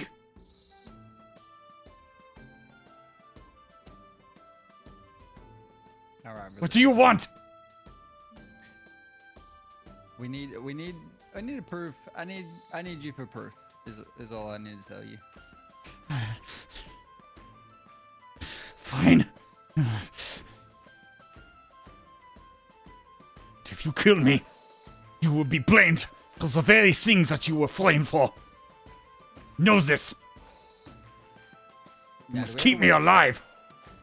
I'm curious, and this is a question out of character to Tim. Do we have a way to shackle this guy with any kind of spell that one of us may have? I mean, we could just tie him up. I mean, you have rope. Otherwise, Yeah, you can. Otherwise, I'm gonna use my rope. Yeah, because I was just like gonna make sure that if there's any safer way. Otherwise, I'm just roping this motherfucker. Yeah, like that's exactly what I was thinking. I was like, I'm gonna rope this guy unless somebody has a better idea. I don't think I really have anything that would like do that. I have plenty of stuff that will kill him, but I don't. Yeah, okay, I'm very just safe. Yeah, I'm gonna just rope this guy and basically like kind of tie him up. Put that classic a little bit of length between his legs so he can still walk but slowly. But basically just gonna tie hands, feet, and then give him a leash and he can follow. Okay. With all this going on, I would imagine that would be roughly the end of the 3rd hour of this. So we'd now be into the 4th round here. And appropriately, Cedric, as you're the closest to the door right now. Oh, I'm sorry. Before we do that, we'll come back to that. Before we go to you, Georgio, I'm going to say, Cedric, as you're listening in, you hear like a very soft footsteps outside the door as this torture session is going on. But before we get to that, Georgio, you had stepped away to the cellar, so let's go to that. I almost forgot about that. So Perfectly no, because so I just want to go down and see first off what it's like. So if I go down the stairs, I want to be careful about this because I don't want, because they could see out the window that the staircase is there, right? I don't want. Yeah, there's a window right behind you. I don't want them to see me going down. Sure. Into the cellar if I can help it. So I want to be a little bit careful. So like as I'm stepping out here, I want to look around. So like, is there a window right here on the 2nd floor as well? Yeah. Well, no, not. Oh, I'm sorry. We're on the 2nd floor. I'm sorry. I thought you were on the 1st floor. Well, I will be, but I just every step. No, not at this location here. There's no window. As I walk out, there's no window, so nobody can see me until I get down the stairs, and then. So I guess what I want to do is just like peek out, like looking this, like where's the You'd be on the right hand side of the map. Yeah, like looking this way, from the staircase, like peeking out to see, and just to see if I can see either of these two people looking out the window. And if they're not, or if I can see that from like a hidden from a hidden spot, right? Like if I can see, if I'm just peeking out to where they can't really see me, if I can see that they're not looking, then I will just quickly go down the stairs again. Right, I just want to find a window with like a window of time that they are not looking out the window. So it's not shown here. There's a cellar door there. Oh, so there's a cellar door. There's a on cellar top of the stairs. So I have to. So you come down the stairs, and then under the stairs, kind of in that tuck under. If the stairs are like this. Oh, okay. So the cellar door is right here. Okay, like a door. Like a raise up door, yeah. Okay. That goes up to the bottom of the stairs. Like it, you can see there's like a hook on it. And then there's like an eyelet screw on the end, so you can keep it held up like that against the bottom of the stairs. Does that make sense? Yeah, absolutely. Okay. Absolutely. Sorry, it doesn't show it very well there. It's totally fine. Can I? Does it seem like it's going to be hard to do? Can I quickly do that? Can I open it and then close it? Like, can I let it close on top of me? You go ahead and open it. It's not. This is what I want to do is sure. I want to look and see if they're wait for a time that they are not looking out the window, which I don't think that I think that's going to be pretty easy, right? I don't think that they're watching the windows. If they are, I'm wrong, but I don't think that they are. So I just want to wait until just make sure that they're not looking. Quickly sure. Open the thing, slide underneath it, and let it close on top of me. Right. Go ahead and give me a perception check. Okay. See how certain you are that you're not being watched. An 11. 11. You're not 100% certain, who might be watching, but you're like, you wait until you hear like a rousing chorus of the piano, and when you're like, well, now's never. Yeah. Rip it up and kind of slide down in. Go ahead and give me a stealth check. Okay. This is gonna be at disadvantage. Sure. So I've got a 3 on the dice. My stealth is +2, so a 5. Okay.